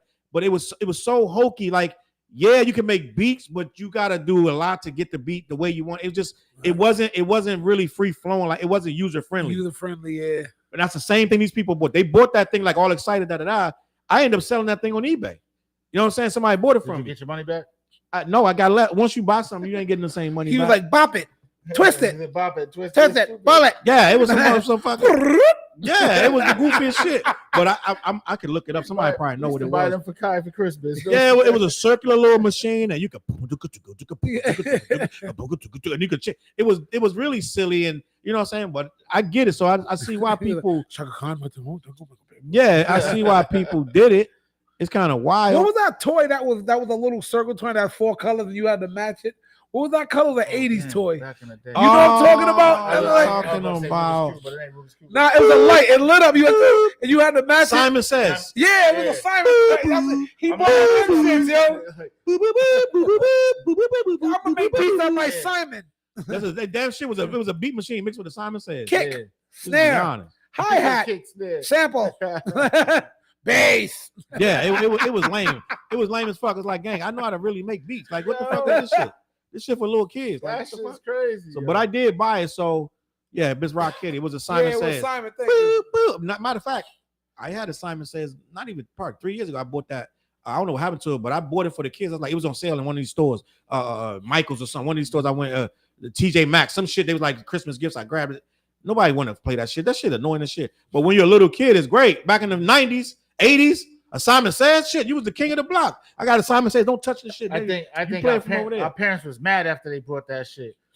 Yeah, that's like so we can talk shit now, but you don't even know why we played Simon Says back in the day. We played with the little Etch-a-Sketch. I still play with them shit. We played with Light Bright, niggas. Stop acting like don't get brand new. We played with Light Bright. I never played with Light Bright. We played Uno cards. I still play Uno. We played Life.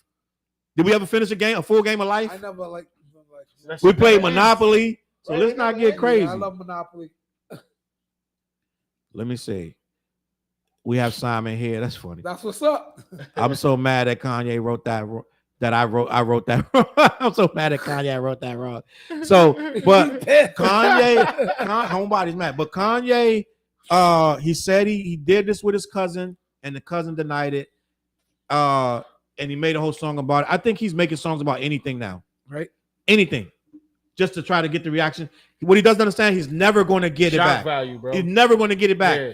And he's trying too hard. Retracted my statement. What's going on? Oh, yeah, Candyland. Candyland was fun. Candyland, I never liked that game. Damn, Flizzy, what kind of kid? Hold on, Flizzy, you didn't look at no Blacktail. You didn't look at no Hustler magazine. I'm wrong because I didn't watch porn magazines. My bad. I had a fucked up childhood because I didn't know about Blacktail. You didn't like Candyland. You didn't like Etch-a-Sketch. No, I still play. You didn't like Simon Says.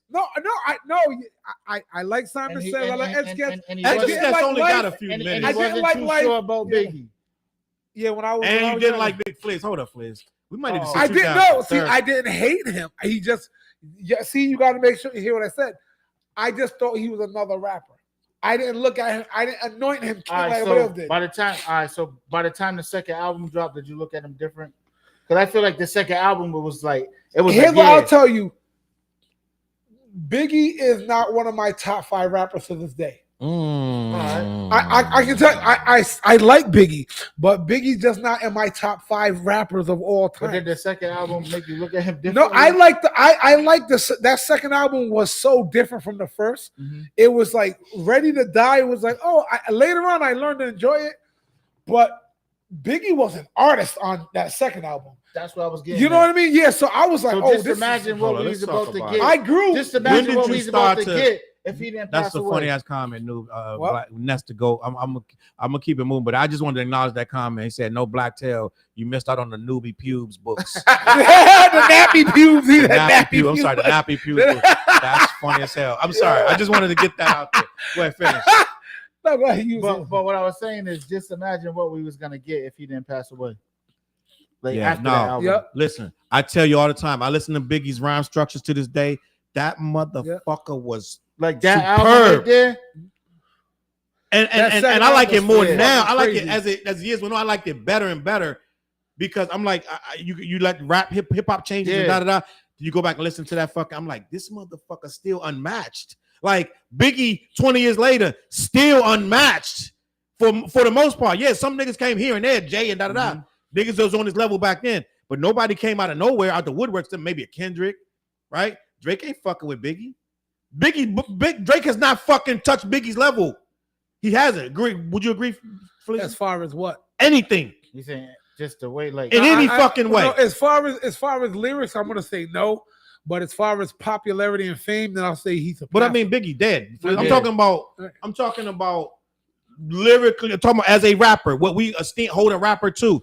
Drake fuck with Biggie in any way. No. As far as hip hop, I said this last year. I don't put Drake in that category. Yeah, that's why I know some people do. A lot of people. I don't listen to Drake so I can feel hip hoppy. I'm saying that's not what I don't think anybody should. But so album for album. Biggie has 2 albums. You already said you wasn't really into the first one or something like that, right? I didn't anoint him king off it. I don't think nobody. I liked it. Nobody anointed him king. By the time the second album came out, he was the his second album was banging. I mean, but it's like, yo, it's like when you hear like when he's saying, "I'm them dangerous, ain't too many can bang with us, straight up we know Angel does." Yo, when I heard that shit, I'm like, oh damn, because you wasn't expecting that. But that was the second album. I mean, on the second album, that's what I'm saying. So like, when I heard that second album, I'm like you said. Like he was an artist. Yeah, that's what I was like. This is different. So I'm like, damn, just imagine what we was gonna get. No, one of my favorite songs on that album was Each and Every Day. Like, Story to Tell. You know, that was so. But I'm talking about when he was like, I remember selling 3 bricks of straight flour. Yo, got my man a beat down to the third. I was like, all right, this is something right here. You know what I mean? No, that's a fact though.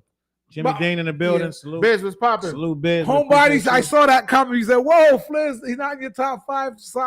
I'm not saying he's whack. He'll be in my top probably like 15 somewhere. He ain't got to be in your top 5, but top 10?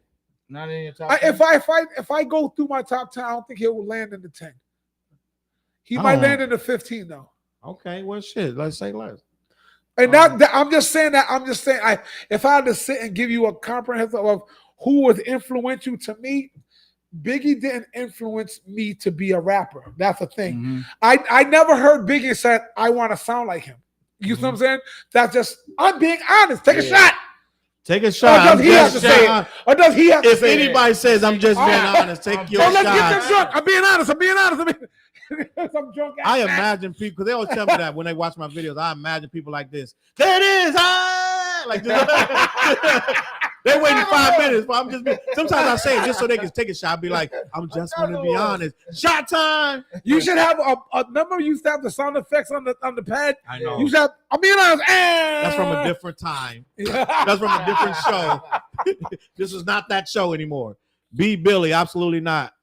Let me see. They was talking about Tupac. I don't know if B. Billy's answering Ken about the Tupac being the greatest to ever do it. Tupac, I would agree, is the greatest to ever do it, but it's stipulations. Even the Machiavelli album, like what was we gonna get after that? Yeah, Tupac was going in a different level. They both was in their pocket. Like, I mean, they both was in their pocket. Like, yeah. And another thing, I don't have Tupac in my top 5 or nothing either. I never had like those. Now that's not blasphemy though.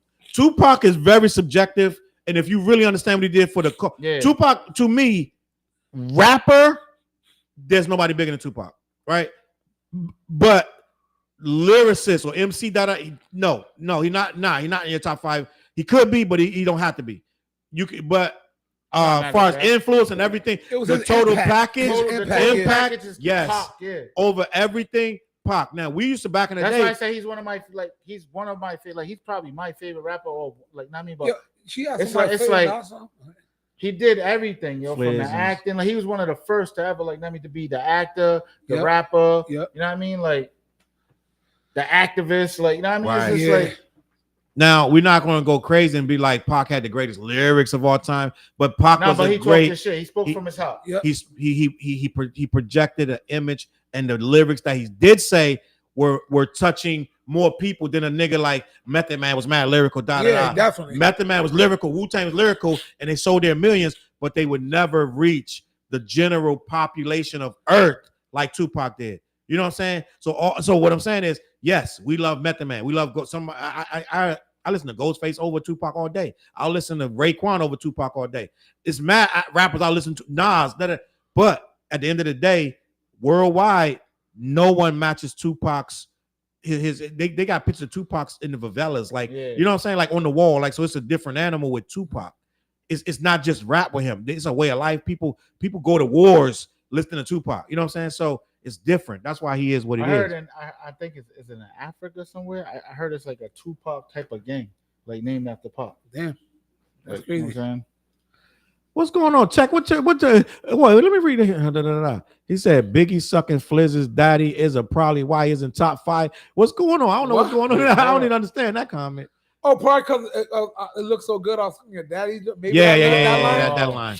But to answer your question, Homebody already. Salute. Homebody said, my favorite Nas song. I'm gonna go with "It Ain't Hard to Tell" because that's the song that got me on the Nas, like oh my god, like That's when in 92 when I came out, right? Or 94, whenever it came out, I was like, this is something new, different. And he is a rapper who's in my top 5. I wanted to be like the song. Just the song. Did the video take you there though? No, I you know what's funny?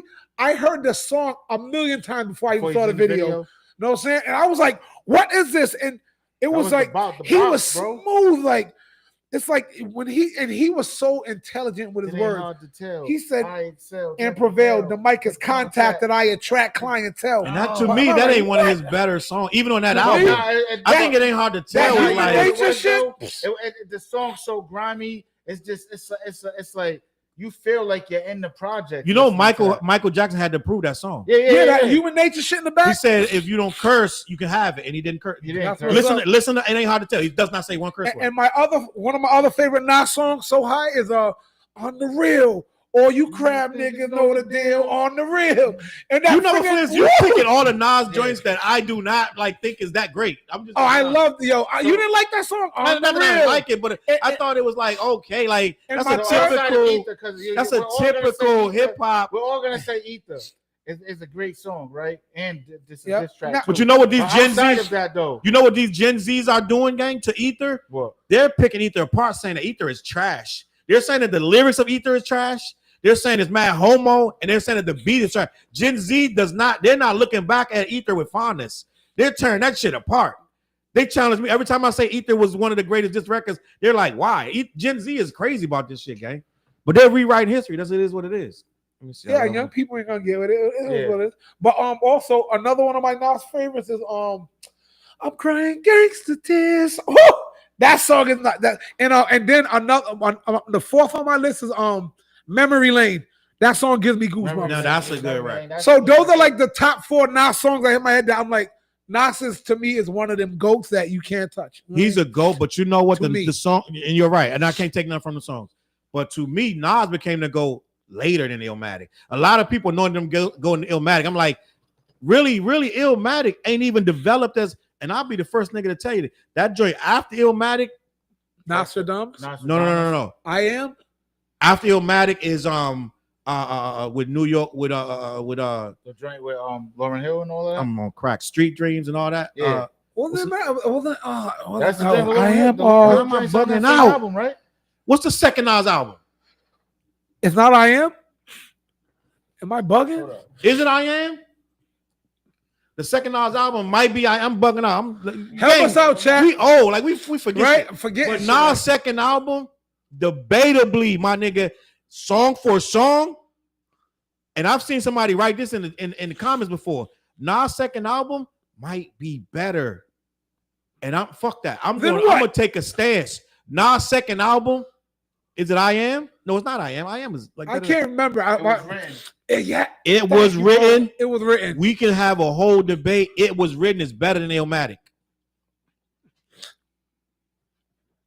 I mean, you can't debate somebody's feeling. Wait, hold on. But it's not a feeling. But what I'm saying is I get it like as strong, but they different years, different. Illmatic was everybody universally says Illmatic was classic. We say that and we get it, but Illmatic don't stand the test of time like it was written. It was written, got some bangers. I was just at the 30th anniversary of that shit. Listen. So you got the album intro, the message, Street Dreams. Hold on, what's the whole? That's the whole playlist. Hold on. Slow down. Let's start here. Boom, boom, boom, boom, boom, boom, boom, boom, boom, boom. Fake thug, no love. You get the slug. CB4 Gusto. Listen. Got Yourself a Gun is one of my favorite. Now that's a good track. Let me see what else. That wasn't one of my favorite Nas songs. To be honest, I get it. I can't put Nas over Mace. Come fight me and change your. Homebody, you tripping. Homebody, you tripping. But we're gonna beat up either way. It was written. I like it was written better. Uncle Luke agrees. Cleanback Sneaker said Stillmatic is a good album. Stillmatic was fire, bro. Stillmatic was a good ass album. Imperial Stats said it was written ain't better than Illmatic though. Stats, I'm gonna tell you, go back tomorrow or tonight, play them both, right? You're gonna love Illmatic, but you're gonna see the structure of it was written, it's just structurally, it's bigger. It's a bigger hit. This is what I mean. Illmatic is a New York record, right? Damn, I got power, boy. Think about this. Illmatic is a New York Yeah. record. If you love New York bebop, hip hop, backpack, train tracks, the subway, all that, it's a very descriptive. It's a great record. It's a classic. But that damn, it was written, touches more regions. It's bigger. It touches West Coast, East Coast. That thing is a world record. It was written as a bigger record. Dre's on there. Nas is coming. Like, and even though Nas is coming, ain't one of my favorite joints. But that record, I think The Firm is on there. Yeah, Nas is coming. Affirmative Action. The Setup. Black Girl Lost. Suspect. Shootouts. Live Nigga Rap. If I Rule the World. Wait, Silent Murder. That was the last song on the album. Wait, hold it down. You know what I'm saying? I mean, no, I don't look. That's what I said, the whole album look at this. I don't knock anybody's opinion. So wait, for that album, If I Rule the World was the official single, right? That was the single. That was the first single, right? Come on, man, they riding through New York on top. Yo, that video was Imagine crazy, that. yo. I free all my sons. Come on, but man. to me, it just I can And then only Lauryn speak. Hill. This is before the Lauryn Hill the album dropped, right? Is it before it or after? You know what? Good question. Chat, help us out. Did the Lauryn Hill album come? I think come it out was written before that? Lauryn Hill's album. I'm willing to bet. That might have been the setup for the Lauryn Hill album. I'm like, oh, that's a good question. But I mean, to me, as I was saying, like, for where I was in my life, Illmatic, put it this way, Illmatic to me changed my life and my thought on rap music as a whole. Mm-hmm. It was written to me with just, there's some good shit on here. It didn't change my feeling on because Nas has established himself as this fire rapper. You know what I mean? So I'm gonna say Illmatic was just so for me. And he was different. Nobody sounded like Nas when he dropped Illmatic. I've never heard that style before. You know, that continuous, like the rhyme coming back to match with the bar before type, but he did it in such a special way. It's like, to me, that was special. And I was like, I want to sound like that. Yeah. And there's only certain songs that I can look back, maybe 10 songs, look back, like, I want to do that. So on Illmatic, the playlist for that is basically the Genesis, New York State of Mind, Life's a Bitch, The World Is Yours, Halftime. Come on, bro, Halftime. I'm saying it was just to me, it was like a different, it was different, Memory Lane, different world. Yeah, that's one of my favorite joints. One Love's a big record, yo. One Time for Your Mind. One Time for Your Mind. Yeah. Hey, yo, whatever. Represent. He's doing that concert in Boston now. It ain't hard to tell. That was my song, man. It ain't hard to tell. I excel. That video though, that song had no chorus. So dope too. Like me, I'm big on the videos. You know what I'm saying? Like, yeah. Because I felt like the videos back then, they matched the song like to a T. Like, you know what I mean? When you go back and look at this, like, Ken a real Pac fan. Ken a real Pac fan. He like, fuck that. Me Against the World better than all that. Hey, you know what? Stand on it, Ken. I fuck with Pac. This is the Pac dude with you. Yeah. Say fuck that. I'm not even mad at you. Me Against the World, that's a different album. Like, you know what I'm saying? He was the first to go platinum in jail. Like, you know, this dude sitting in jail with a platinum album. Pac another level. You know what I'm saying? Like, that was just different back then. Then you got it when he came out and All Eyes on Me came out. Done deal. That's it. I'm from Oakland. Yeah, done deal. And we played that Machiavelli album, crazy. You know what I'm saying? My favorite Pac songs, because like I like Pac. He's not in my top like 10, like I was saying, but when I heard Pain, I was like, snap. This song is crazy. And then My Block, the version with the kids singing on it. Because there's two versions to My Block. You're right. Yo, the one with they had the little kids living life is but a dream. Hard times is always seen. Every block is kind of mean, but on the block we still play. And the little kids singing it was like, on my block. I never failed to be gunshots. Can't explain above his pain when the sun drops.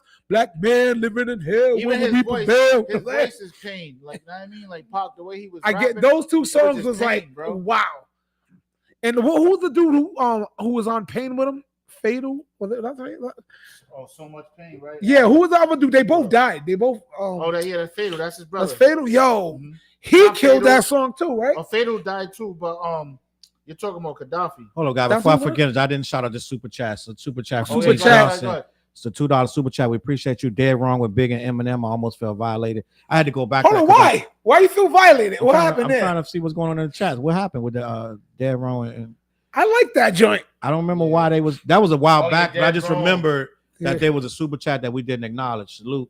I don't know why. I don't know what we were talking about. That was yo, bro, you still here, bro? Yo, why do you have a problem with that song? I like that joint right there. You're dead wrong. Maybe I don't know. Maybe because it was posthumously released and it wasn't the real, and they just putting verses on there with add rappers. You know what I mean? That was that, but that's what I said. Like that song, like some of those verses on that. You're talking about the Born Again album, right?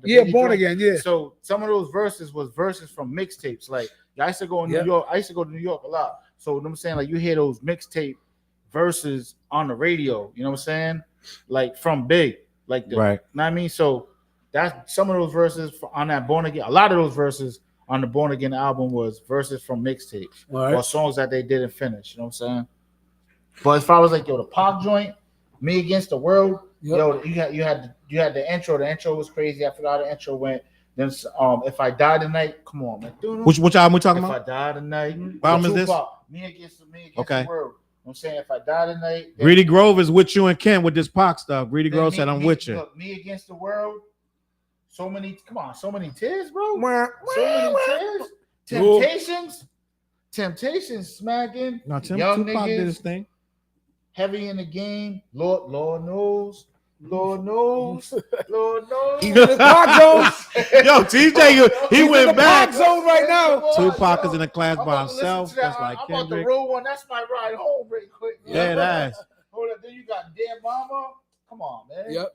It ain't easy. Pac was a different animal. Yep. I always say though. Oh, can I get away? Can you get away? That's a girl. That's the ladies' joint. That joint smack too. Pac, you know what I'm saying? What did he say? Ain't nothing like the old school. What did he say? He was showing out. He was sold up the rap game. New York. Yep. He sold up the rap game. Oh, fuck the world. Got my mind made up. Yeah. Death Around the Corner. Outlaw. Dead Lord, I wonder what you save me. See, this is why we're a hip hop show. We talk about hip hop, gang. Y'all, what artists do y'all think can put kids in the chorus and give you a legendary rap? Nas. Yeah, Nas got what Nas did that too. Jay-Z did that too. Oh, no, I know I can. Right? Yeah, Nas did it. Jay-Z did it. So then Pac obviously was put kids on the chorus. Trick Daddy did it too. Yeah, Trick Daddy. Yep. Yeah, there's a few times. Trick Daddy too. You know what I'm saying? So what's the your mama's on crack rock. Yeah, that's true. That's old man. My mama in the rehab. Izzy said, Pac not in your top 10. Now I gotta hear your list. What happened? Izzy said, Pac not in your top 10. Now I gotta hear your list. Andre 3000. Go ahead, Fliz. The thing is, I'll just give you quick ones that hit me fast. I think. Right? No, he's not my number one. I refuse to have a number one anymore. I just know who my favorites are. That's wisdom. You know what I mean? Just to be honest, I'm always gonna say Big Pun. Because I name the people who inspired me to rap and say, "Ooh, that's different from me, and I want to be dope like that." Big Pun when he came over Capital Punishment. Busta Rhymes because of that dude's versatility is dumb. I love Black Thought. I love Common. Andre 3000 is definitely in there. And right now, I'm gonna keep it right there for right now. And Nas, obviously, those are people who inspire me to be like, that rap style is fire and it's inspiration to me. I know so many hundreds of other rappers, but they didn't. I can listen to like, this is fire, but I didn't want take Prodigy. Prodigy is a fire rapper, but I didn't want to rap like Prodigy. You know what I mean? He didn't. I heard The Infamous is one of the greatest albums. And matter of fact, I think I sent you, when dude said he's not from New York, but he said The Infamous is the greatest album to ever come out of New York. You're talking about. I can't argue with that. Yeah, I'm not mad at that. It was a podcast I sent y'all. But Mobb Deep's Infamous album. He said he thinks he's not in New York. He's from down south. But he was like, because I know who this was. This is the producer of Lil Brother. my guy, I can't remember his name, but he produces Rhapsody. Is that it right there? Like somebody said something right there. He was on Boy Wonder, I think. No, not Boy Wonder. I'm on crack like shit. I don't know. He's a Southern dude though. No, but he's the producer, and I'm mad now because I know this guy. This is my guy, and I can't remember his name, but he produces Little Brother. Before Little Brother, he went their separate ways.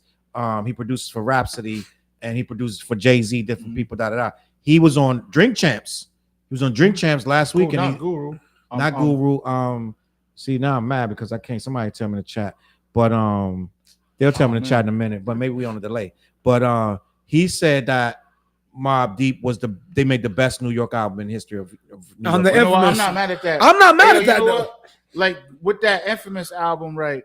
Like even that's why I said like with me like being a big Ninth Wonder said Wonder, that. Yeah. But like with the Infamous album, like I was going through what they was rapping about. You know what I'm saying? Like that shit that they was rapping about. Like that was, I mean, that's what I was going through. Like, I mean, so it's like, but those are albums. Those are the best albums that capture what you're going through. Everybody wasn't going through that. That though, like when they came to the city, I was young. I was in high school. I was old enough for them dudes. Like, you know what I'm saying? And like, and no, like real shit. I was in the room with them. Like, you know what I'm saying? Like Big Noid walk in the room with like, oh shit, Big Noid. That's like, a fuck with Rapper Noid. Like, come on, man, Rapper Noid. You already know what it is. Like, and what I'll say is to go back to the Biggie thing. Yeah, I think the Infamous was a better album than Ready to Die. I mean, I would listen to the Infamous before at that time, in that time frame of rap. That was 95 and Biggie came out 94. I'm not mad at you. I'll be honest with you. I would play the Infamous before Ready to Die. Yo, off the rip, that shook ones when you hear that. Come on, man. But that was the third song of the album. The first two, man, listen. But that was the single though, right? So when you hear that, you know what that is. You're like, oh, they cooking. Like, you know what I'm saying? Remember that first joint? And like you just brought up Rapper Noid. That's a dude that you will feel like he's like a man at the like he's not on their level, but he come on. He embodying everything you're going through. You know, you're like, yo, this nigga, he's saying what I'm going through right now. You know what I'm saying? So it's like it be them guys in the background that be killing shit. Like just about, yo, I'm gonna show you the pictures too. I got the pictures from the night, everything. You know what I'm saying? But it's like, yo, like we was in the, you know how you come in the back. This is the old loopholes too. Yep. Backstage, the old loopholes. You know what I'm saying? It's like what I think it was 3 dressing rooms back there. But we was there before. You know what I mean? So we in the back and we smoking. We're young.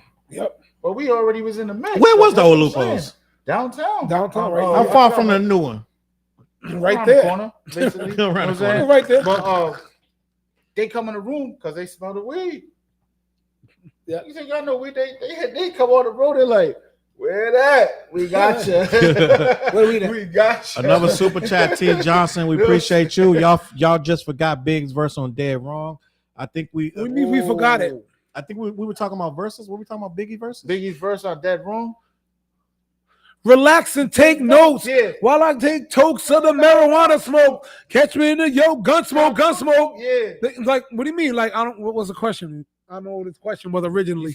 I don't know if because we asked him about the old super chat when he said he felt violated about Dead Wrong, and I guess we said something crazy back about it. I'm guessing he loves that verse. Okay, got you. And you were talking about, and you also were talking about how Ready to Die didn't hit you or something like that. I don't know. Oh, but Dead Wrong is like the album after he died. That's 2 different times. Yeah, that is. I don't know. I'm sorry. At the end of the day, those albums, the last album that we heard from Pop and the last album that we heard from Big is 2 of the greatest albums. You know See, that's when we almost got the Drake we was going to get. Ninth Wonder producing tracks on Drake comeback season. This is what people don't remember. Everybody was fucking with Drake in the beginning. Every fucking body, because we thought we were getting a hip hop nigga. We was ready to give Canada a chance. He was the only nigga from Canada outside of Maestro Fresh West. Let's just be fucking honest. Tory. This is before Tory. He was out before Tory. Oh, yeah. I thought you meant overall. But yeah, we ain't just gonna forget Snow like that, all right? I had to get you with that. He was real dope gangster though. He come from my background. Okay, allegedly. We just ain't gonna forget Snow. Yeah, he had 3 singles that was fire. Well, remember that? I don't know about fire. I love the girl. I've been hurt. Now I need another lover. You are no girl. That was my joint. And what's the other song? I will do any little thing just for you. Sacrifice my love. I couldn't live with. It's a remix. Yo, I was killing that. Fliz got them books from back in the day. What we gonna do? In love with you. Told y'all. Hit me up, Snow. We doing a collab. I got a verse for you. You guys will fall out to goddamn season. I said, yo, I got a collab coming with Snow, son. You'll be like, Fliz, don't do it. Like, I'm gonna be like, yo, but at this point, why not? I'm gonna be on live like, yo, what up, yo? I'm in the studio with Snow. Yo, no bullshit. Y'all can laugh if you want. This was like 10 years ago. And remember Young MC? He was way out of the loop. I mean, I was trying to talk to us like, yo, let's do a song, Young MC. Yo, I'm that type of dude. I don't give a, you know what I'm saying? I would have had a track with Young MC just to be like, I got a song with Young MC. Chill out, Fliz. I'm not mad at you. At this point, nothing. You got it. All those guys are legends right now. Young MC, Tone Loc. Give me a verse of both of them. But what I wanted to talk about was Joyfully Zen. Ninth Wonder produced comeback. Everybody was fucking with Drake back then. We was getting Pico Aubrey with the partners here. Everybody thought we had because he was nice, and I think the industry got to him. I think him signing to Wayne made him feel. If he doesn't sign to Wayne, he's an independent dude that's fucking out here like Rod a Rugged Man and you know what I'm saying. All these guys, these regular Vinny Pass. He's these niggas just doing shit. Or just making his bread, and he getting respect like fucking what's the guy we talking about?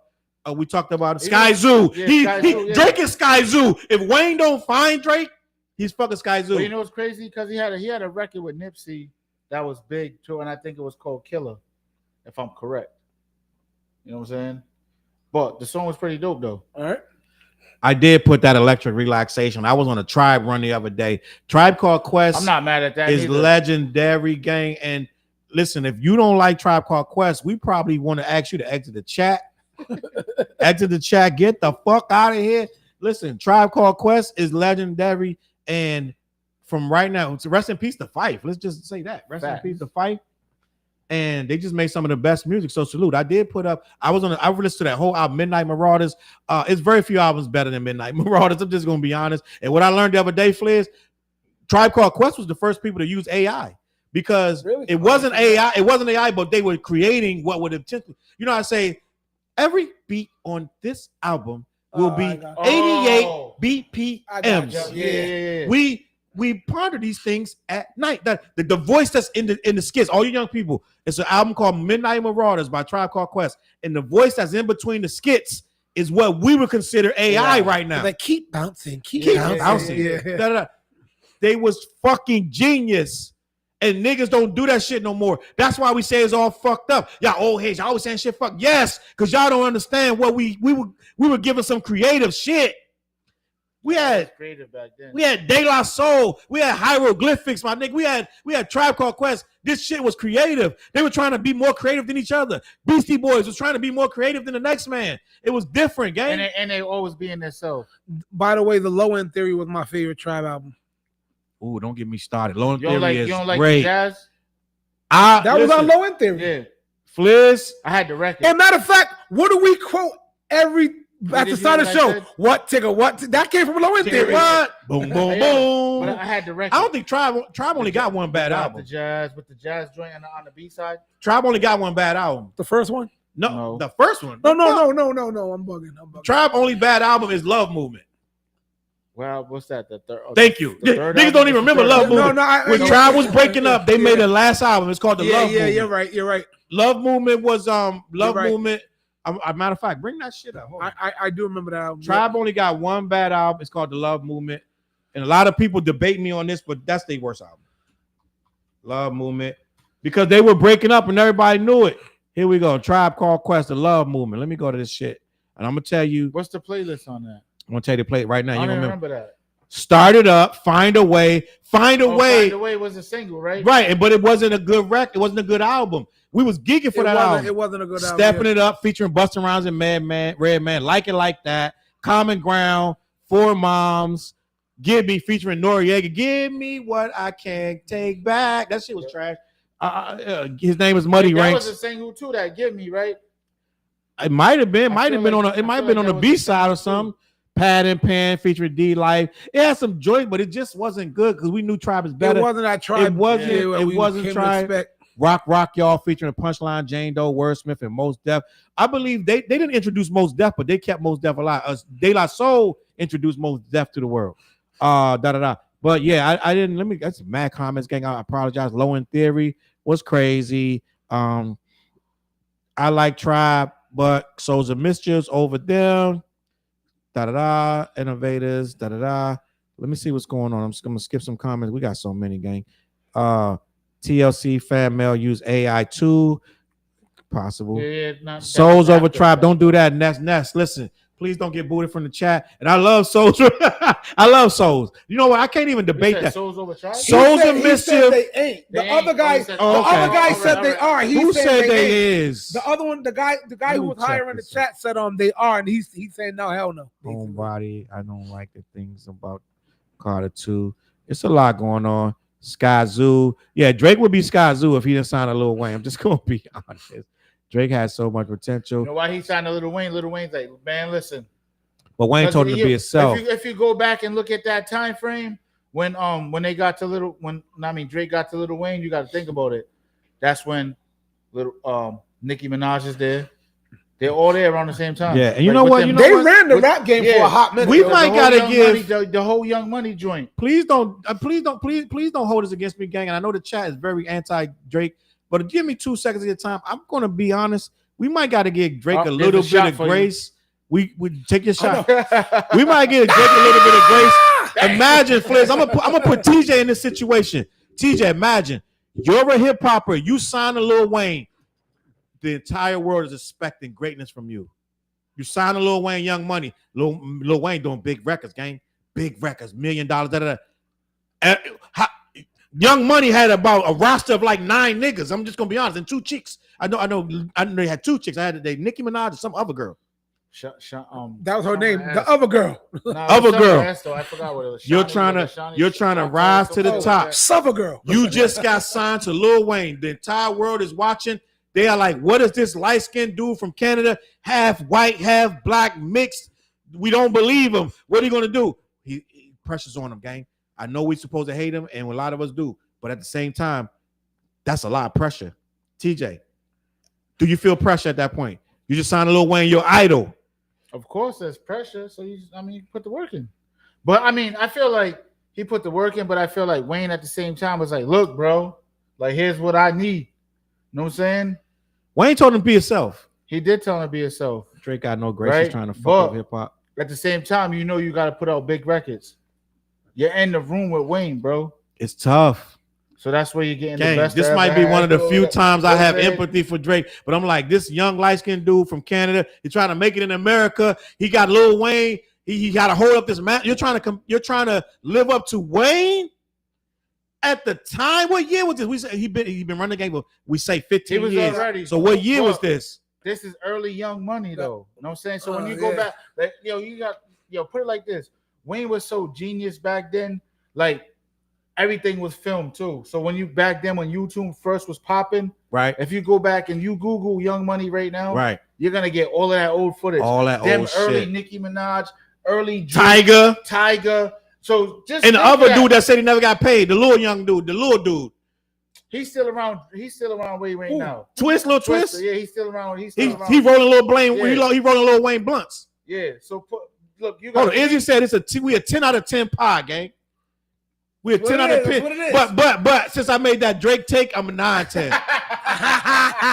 Y'all know I ain't no Drake head in here. But look, you got 3 stars that came from Lil Wayne. 3 big superstars that came from Lil Wayne, right? Yeah. Drake had no choice but to make big records. Nicki Minaj had no choice but to make big records. Tiger had no choice but to make big records. You got to think you're following the footsteps of not just Wayne. 400 Degrees. You got you're trying to keep up with Juvenile, BG, and what's the other one? Turk. It's a legacy that you're Fliz, that's a lot of pressure, Fliz. No, I'm the one on this podcast who have no problem with Drake. I don't like Drake's music now. TJ got a problem. I do.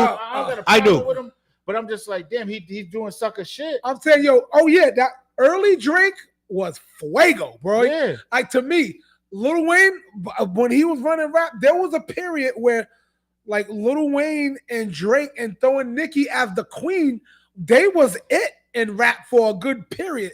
And that's when I thought they were putting out hot shit. They was putting out hot shit and they got a lot of hate though. Yeah. Because a lot of people was like, they was sick of Nicki. What's on with all these voices? So it was like a lot of hate, but they still was running shit. When you went to any club, they was coming on. Any radio station, they was running that shit. So yeah. I like yo, listen to it if you can. There's a song that goes, it's called Go Hard by Nicki Minaj. This is before she was like Nicki Minaj, when she just kind of got signed. Man, like yo, this woman killed Nicki that Minaj, shit. like early Nicki Minaj, like the Nicki Minaj's first album. Yeah, Nicki Minaj's first Nicki album Minaj. was fire, bro. I don't know what everybody's listening to, but that first album, The Pink Print, was dope. I'm gonna tell you like this. I always say this, and I stand on it. And niggas get mad. Too. "Moment for Life" is one of my favorite songs in history. It's a big record. Yep. Top, I'm gonna say 40, 50 tracks in history. "Moment for Life" is going in there. I'm not mad at you for that. I'm not mad at you. That's a record. I don't care if you're a hip hop head. "Moment for Life" is a record. So you can't say no. You can say all the other shit. Anaconda, yes, okay, whatever. Oh no. You can't put. You can say that. No. What I'm saying is, they can say that's trash. They can say, because they say a lot of shit is trash. Starships. No, you can say all that's trash. We're not doing. You're not gonna tell me "Moment for Life" is trash. That's a record. I'm litty in the club. That come on, I'm more litty. And who's on the second verse? Who? Drake. That's like there was. You have no choice but to put out big records. It's Lil Wayne. They was killing it, yo. At that period of time, Showtime. They was killing the game at that time. To be honest with you, if I'm in that situation at the same time, I'm doing the same shit. I'm not doing that though. I know what you're saying. I get it. Big records. I probably, knowing me, I wouldn't even assign. I'm just gonna be honest, because I'm not gonna sell my shit. I'm not. I know what TJ make big records anyway, so he's a big record guy. I'm not a big record guy. You know what I'm saying? I'm not a big record guy. TJ is. When you hear this, the what project? When you hear the what project? I know we blended. Like, I mean, this shit is. No, so we got dope. These records, gang. Look, this records we doing for this wet shit. I told Fliz, I said, look, take this record and do what you do with it. He didn't know. So when he heard this joint, I knew he was gonna go crazy. And Charles went crazy. When he heard the record, he said, oh, you just did this? Yeah. We sent him the verses after we recorded the song, the whole idea. Fliz sent me the track. I said, oh yeah. We got some big records. What it is. So when we sent Chuck. Nah, listen, this project we doing? Shit, this is what you did. I know a lot of niggas. I'm not even gonna do a lot of talking, because when we drop these videos back to back this summer, that's when it's gonna make sense. It'd be like them old ass niggas fucking. They low key know what they fucking doing. Them old ass niggas is kind of smitten.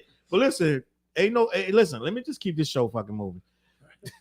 Ken said he signed to a dude that had ghostwriting allegations. Wayne did have ghostwriting allegations. Oh, we killed him. I never figured it. Help me out. I'm TJ. You're a big Wayne fan, and Fliz, you're a big Wayne fan. I need y'all to help me out, because for a while there was allegations that what's my guy from Wallow and Gilly claims he wrote for Wayne, but all of the people that witnessed Wayne in the studio says Wayne just jumps in the booth with rhymes in his head and he spits them. I need to know what's happening, because it's been rumors for years that Gilly wrote, but Wayne says no one ever wrote. This has never been solved. Talk to me, TJ.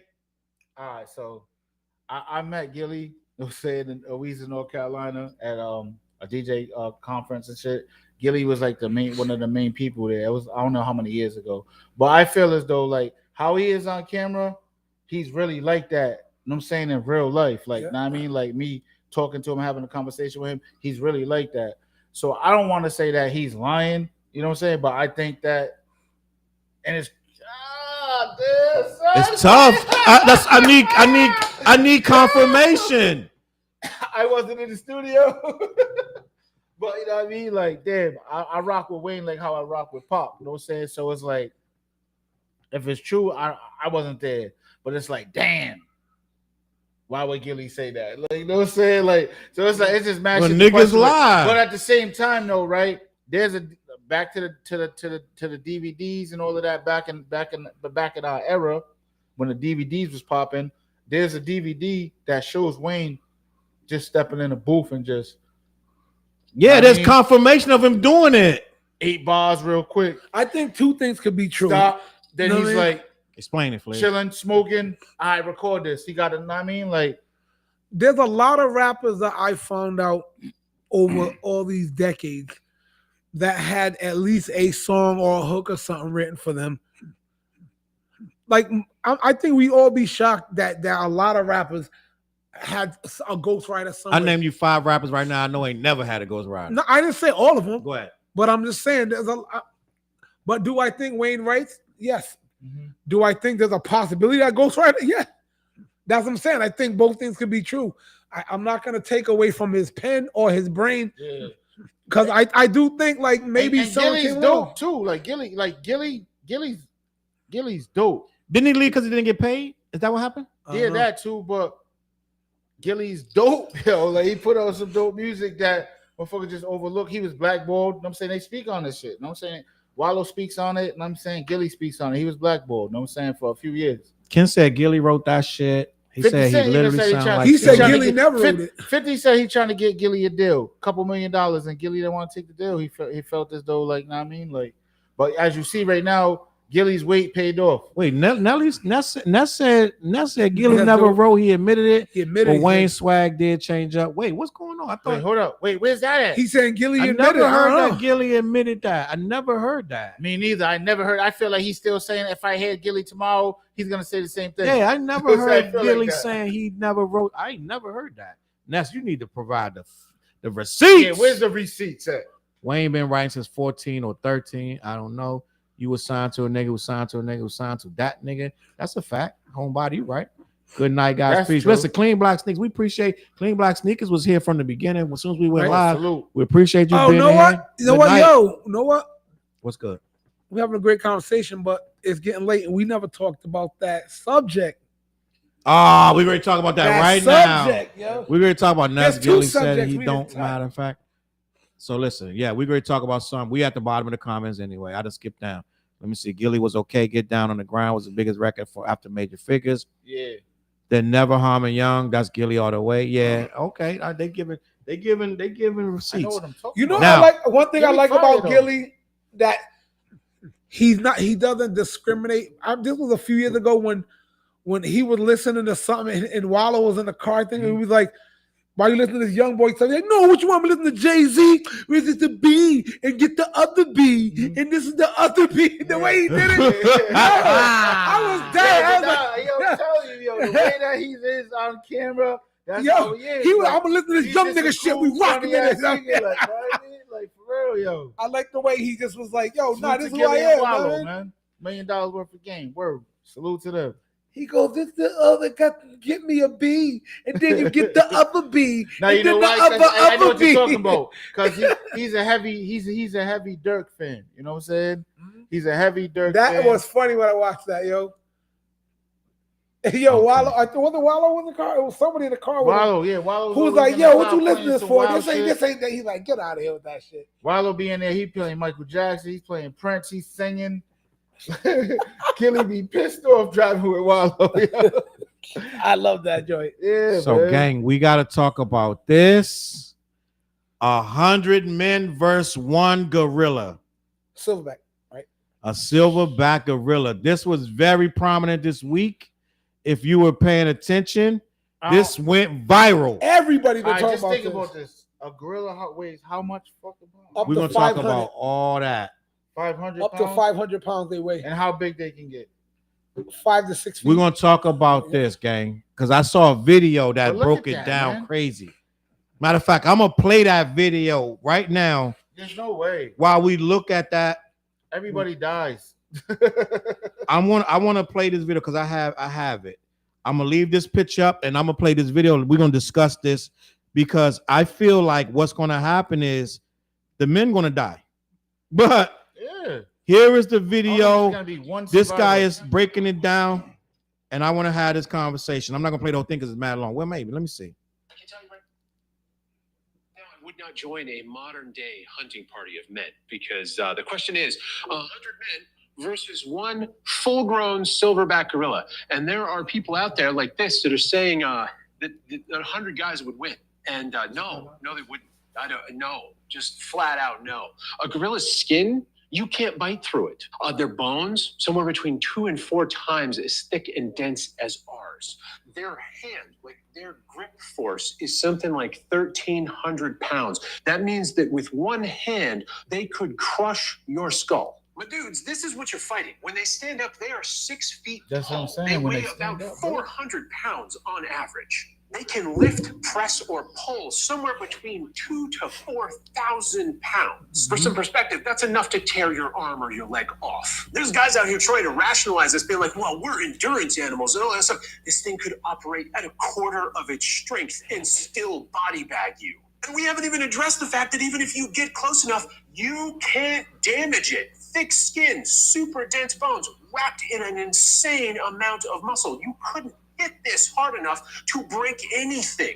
Like its femur is twice the size of yours. I want you to look at that skull. That skull could headbutt you and cave your face in, to say nothing of all the teeth. Then we come down here. Each one of these appendages is a death area. And even if you don't die, you're going to be missing or have a crushed limb. You're out of the fight until it decides to come and clean you up. And I loved some of the like crazy hunting tactics because they're like, well, we would just swarm and like, what are you going to get? Maybe 6, 10 humans at the same time. And we would grab its limbs and spread it out. These are going to crush you. It can pull you toward it harder than you can. What are you going to do once you have a hold of its limbs? Yeah, you're going to die because it's going to crush you or pull you into its mouth and bite your head off. You should also know that I have a secret classroom, which you can find by going there. And then you go there for exclusive content. It is free to join. If you decide to become a patron, you have my forever thanks for supporting this kind of education. Okay, so I want to discuss this. I want to have this conversation because this was very prevalent throughout the week that 100 N-words could or could not be the gorilla. He just said you can't pierce the skin, you can't bite it, you can't hurt it. One grab, he can grab you like this, Flares, crush your skull. He can pick up a human and swing it at another human. There was a video where they just saw. Dies.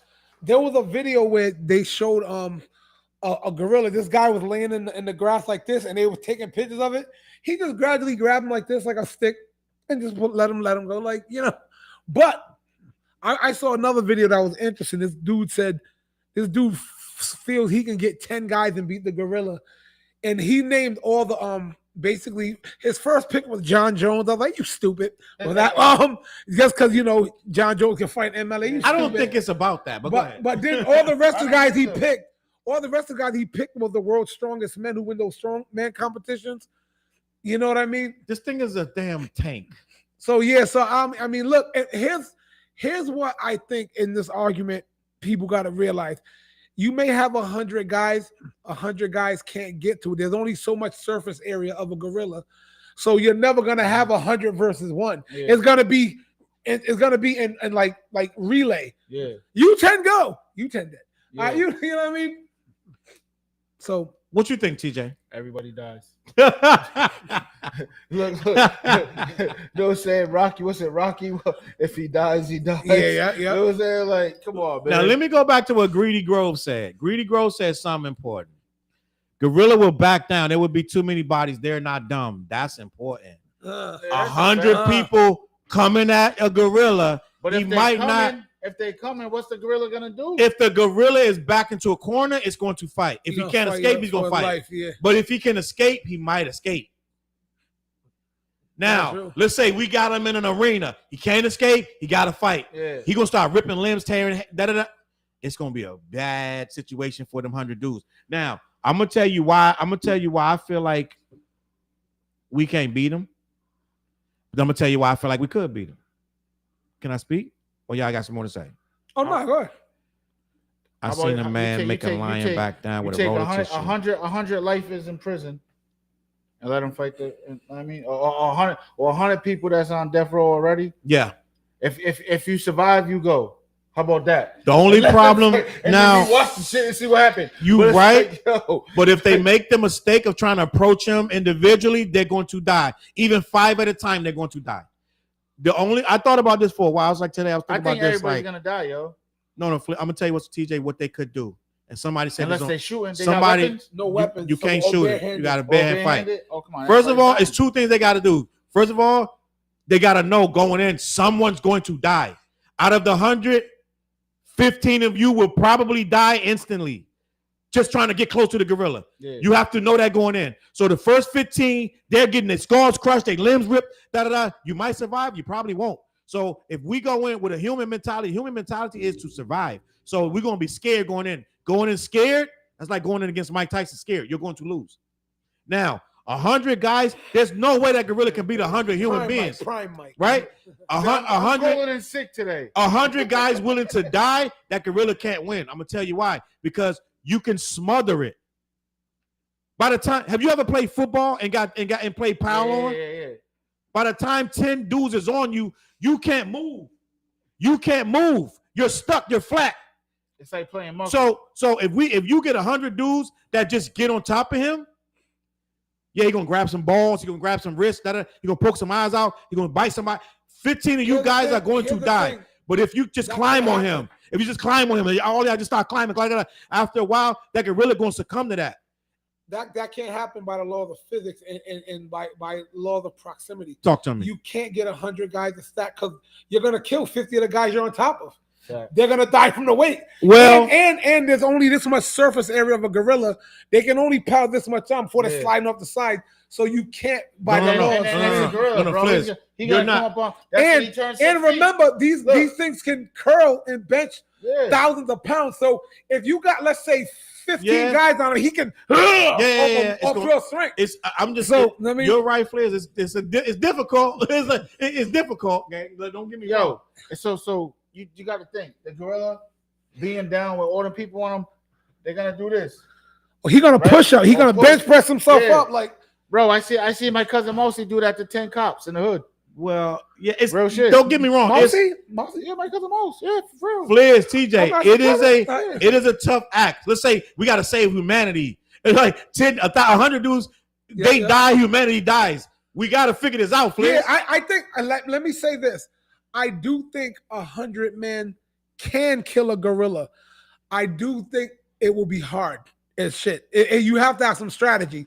You can't. You have to have a strategy. Like we said, if the gorilla's fighting for its life, you gotta have a strategy. Because he's gonna be swing. But what I'm saying, Fliz, like I said, with pile on, and I know you're saying they're gonna be slipping off. There ain't no slipping on pile on. Once dudes start piling on, if you can get the gorilla down, that's gonna be the problem. If we can get him down, right? Sweep the leg. You start grabbing at legs. You start grabbing out. Yes, the first dude, they're gonna get bang, bang.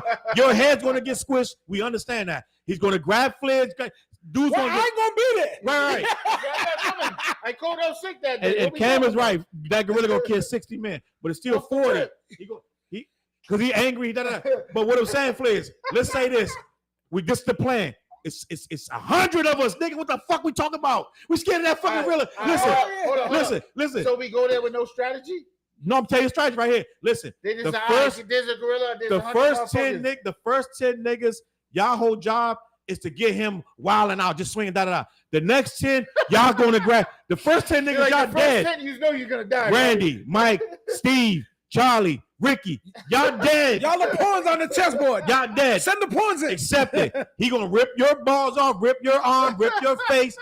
It's gonna be bad. He gonna bite you, Ricky. Accept it. Then the next 10 go in. Y'all whole job, 2 of you grab a leg, you grab a leg, 2 of you grab an arm. I know it sounds crazy. And then the next 10, you jumping on. You while he's struggling with them, y'all just well, Ronnie, Bobby, Ricky, yes. Gonna land right now, tree, bro. we only had 30 men. 10 of them are on top of him, and they grabbing him, da. He's scratching our eyes, da. Then another 10 come. Then another 10 come. Then another 10 come. Gang, we got him. He can't breathe that long under there. You can't punch him enough. But feel like he's gonna jump up like the we have to smother him. We have to smother him. By the time 90 humans is on them, Flares, laying on him, he can't breathe no more. He at the bottom of the pile. We 6 feet in the air with just bodies. 7, 8, 9 feet in the air. He's gonna die, Flares. Yes, I'm saying we're gonna you can't get to that point. But we're gonna lose. Like Cam said, we losing 50, we losing 60 niggas. I say we're not even losing 60. Cam, I disagree. We're gonna lose 30 men, 45 injuries, 30 dead, 45, 40. It's gonna be 30 dead, 45 injuries. But no, but we're gonna beat this gorilla, my nigga. Gorilla. Let's say, let's give a 6 foot gorilla.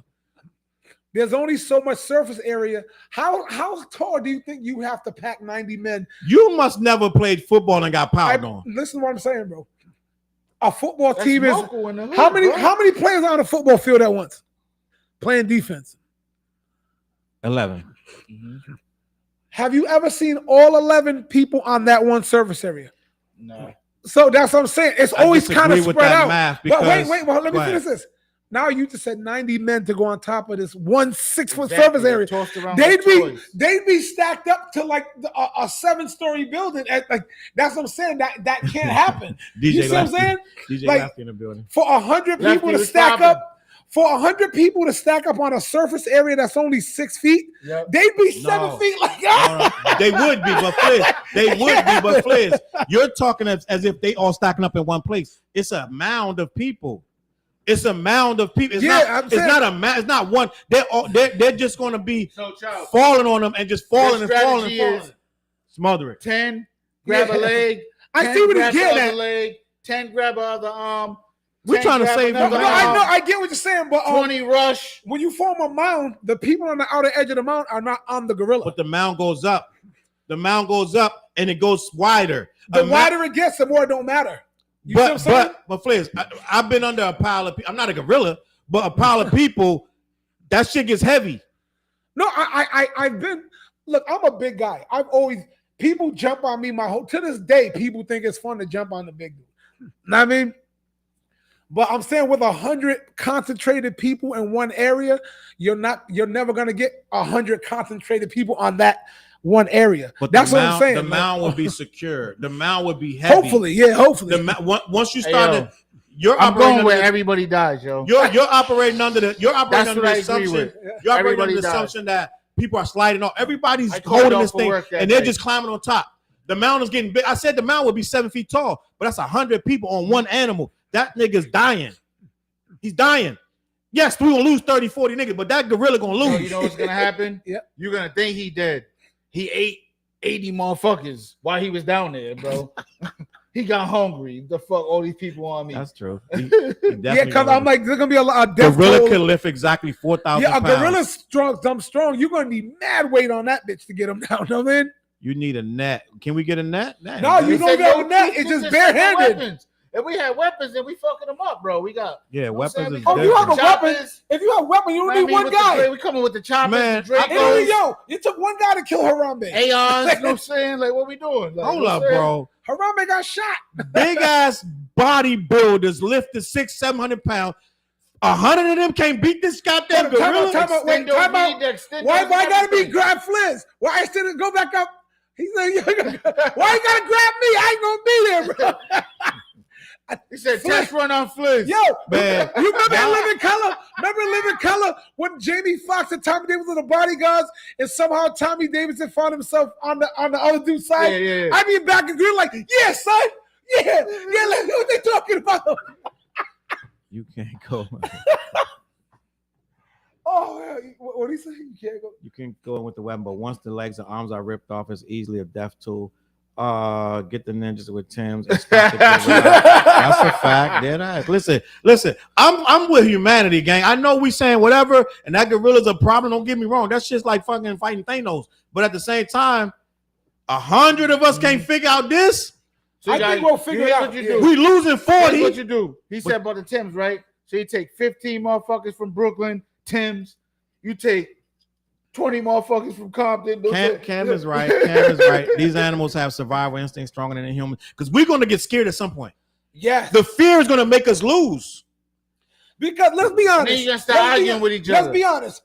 You and 100 of your boys, who's going in first? We're all going to be like, oh.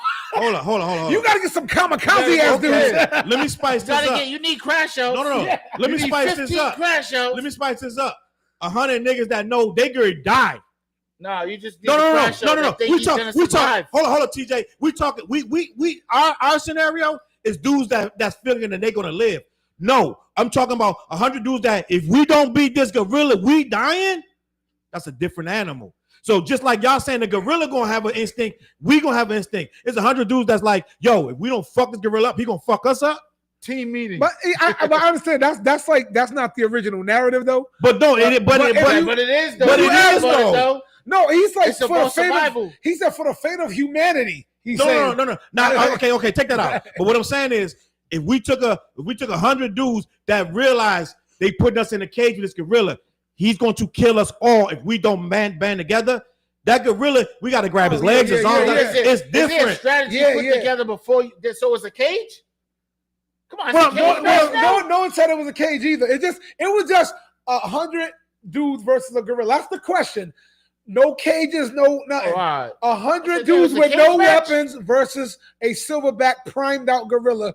Can the 100 dudes do it? That's the question. Yeah, it's no. And it's like my thing is, I'm sure it's doable, but it will be hard as hell.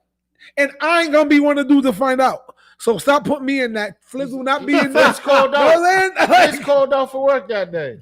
Me too. I was home smoking weed. Nah, son, it ain't gonna be me. You know what I'm saying? Yo, listen, this is the last topic. I know. Rufina said, "Can we move on?" But this is actually the last topic. We done ran our course now. But once you a meal, how you gonna deal with season the gang? Yeah, that's the gorillas. What is that? Seeing your man's female getting cracked like Crunch and Munch is going to complicate things. Yeah, I know, right? You're like, yeah.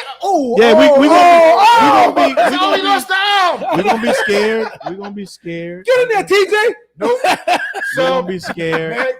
Here comes Shorty. What you want to say? We can't beat the gorilla. You're not gonna beat a fucking gorilla. Hey, yo, I just said everybody's dying, sis. They ain't trying to listen to me. You are not gonna beat a gorilla. I don't like this narrative, gang. It's not fair for you to send the 10 guys out first, and you know they're gonna lose their lives. Like, that's what happened, though. You gotta think about it. Y'all motherfuckers need to stay away from the gorilla. I ain't gonna be. I'm with you. I ain't gonna be there. No, we already discussed this. I'm home. I don't like this scenario where we just scared this damn gorilla, gang. I'm scared of gorillas, bro. He's gonna flick a finger at you. You're gonna come on, man. Stop it, gang. Listen. Yo, I'm over there cracking up. Gang, listen. This was a great episode. I appreciate everybody watching. We about to get out of here. We did our 2-hour quota. We fed you guys. I know one week we went 3 hours, but that is rare. I think the week before last we went 3 hours. Yeah, we had a good time. That's rare. We do 2-hour shows here. Let me see. Send 100 crackheads. Oh, that'll be fun. Oh, man, they're gonna get killed. Crackheads are still alive from the 90s, so I don't even know if I can. If you promise crackheads crack, we might have a word. You say y'all beat them, they gonna huddle up and come up with the greatest plan ever. All y'all get an 8-ball. Yes, 100 crackheads. All y'all get an 8-ball. Tyrone Biggums pop up. Looking like they're gonna be like, make it a half. Is that Pookie? That's stuff. They're gonna be like, make it a half, and you got it. No. A crackhead ain't gonna defeat. They're gonna befriend that gorilla. They all gonna get half crack. You're gonna have a cracked out gorilla, yo. Yeah. And that's how they're gonna save the day. And they won. You said defeat the gorilla. They're gonna defeat the gorilla with crack, yo. They feed the bananas with crack. They're like, yo, some crack bananas. What's all this fighting about?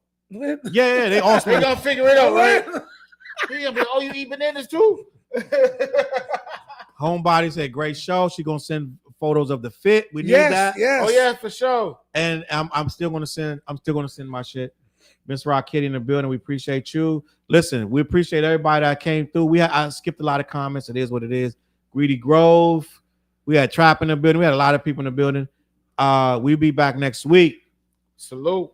Make sure you check out Black-Yeti. You know I gotta say this. Black-Yeti.com. Head over there, buy something. Tell them who sent you. They got a lot of goodies in their bag. It's a goodie bag. I got a new video out, Take Flight. TJ Soars. Go check his new video out called Take Flight. Matter of fact, hold up. Let me see something. Cam in the building. Isham in the building. I say the name different every fucking time. I apologize. I think I said it right. You just complicated it. I think it's Asham. You just complicated it. Well, let me show this real quick. Elevate your mind with high-quality THC-infused products. BlackYeti.com. Black-Yeti.com.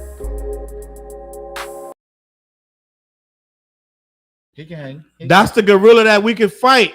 No, you can't fight him. He's high. He said, "Yo, come on, bro." Oh, yo, no. Speaking of which, roll another one. We don't. You know what I mean? The funny thing is, since this controversy came out of the 100 gorillas, my song Silverback has got a new life to it, and now it's like 500 more people like went and watched my video Silverback. So, an artist named Fliss featuring Jason Estrada, Silverback. Go check that out. There it is. This was a great show, gang. We appreciate y'all. Let me check the last comments before we get out of here. Night guys, salute Miss Rocketti, always supporting the show. Fun show tonight. Correct, Fliz. Yep. So Fliz was right. Damn, I was wrong. I'm always wrong though. Salute. We appreciate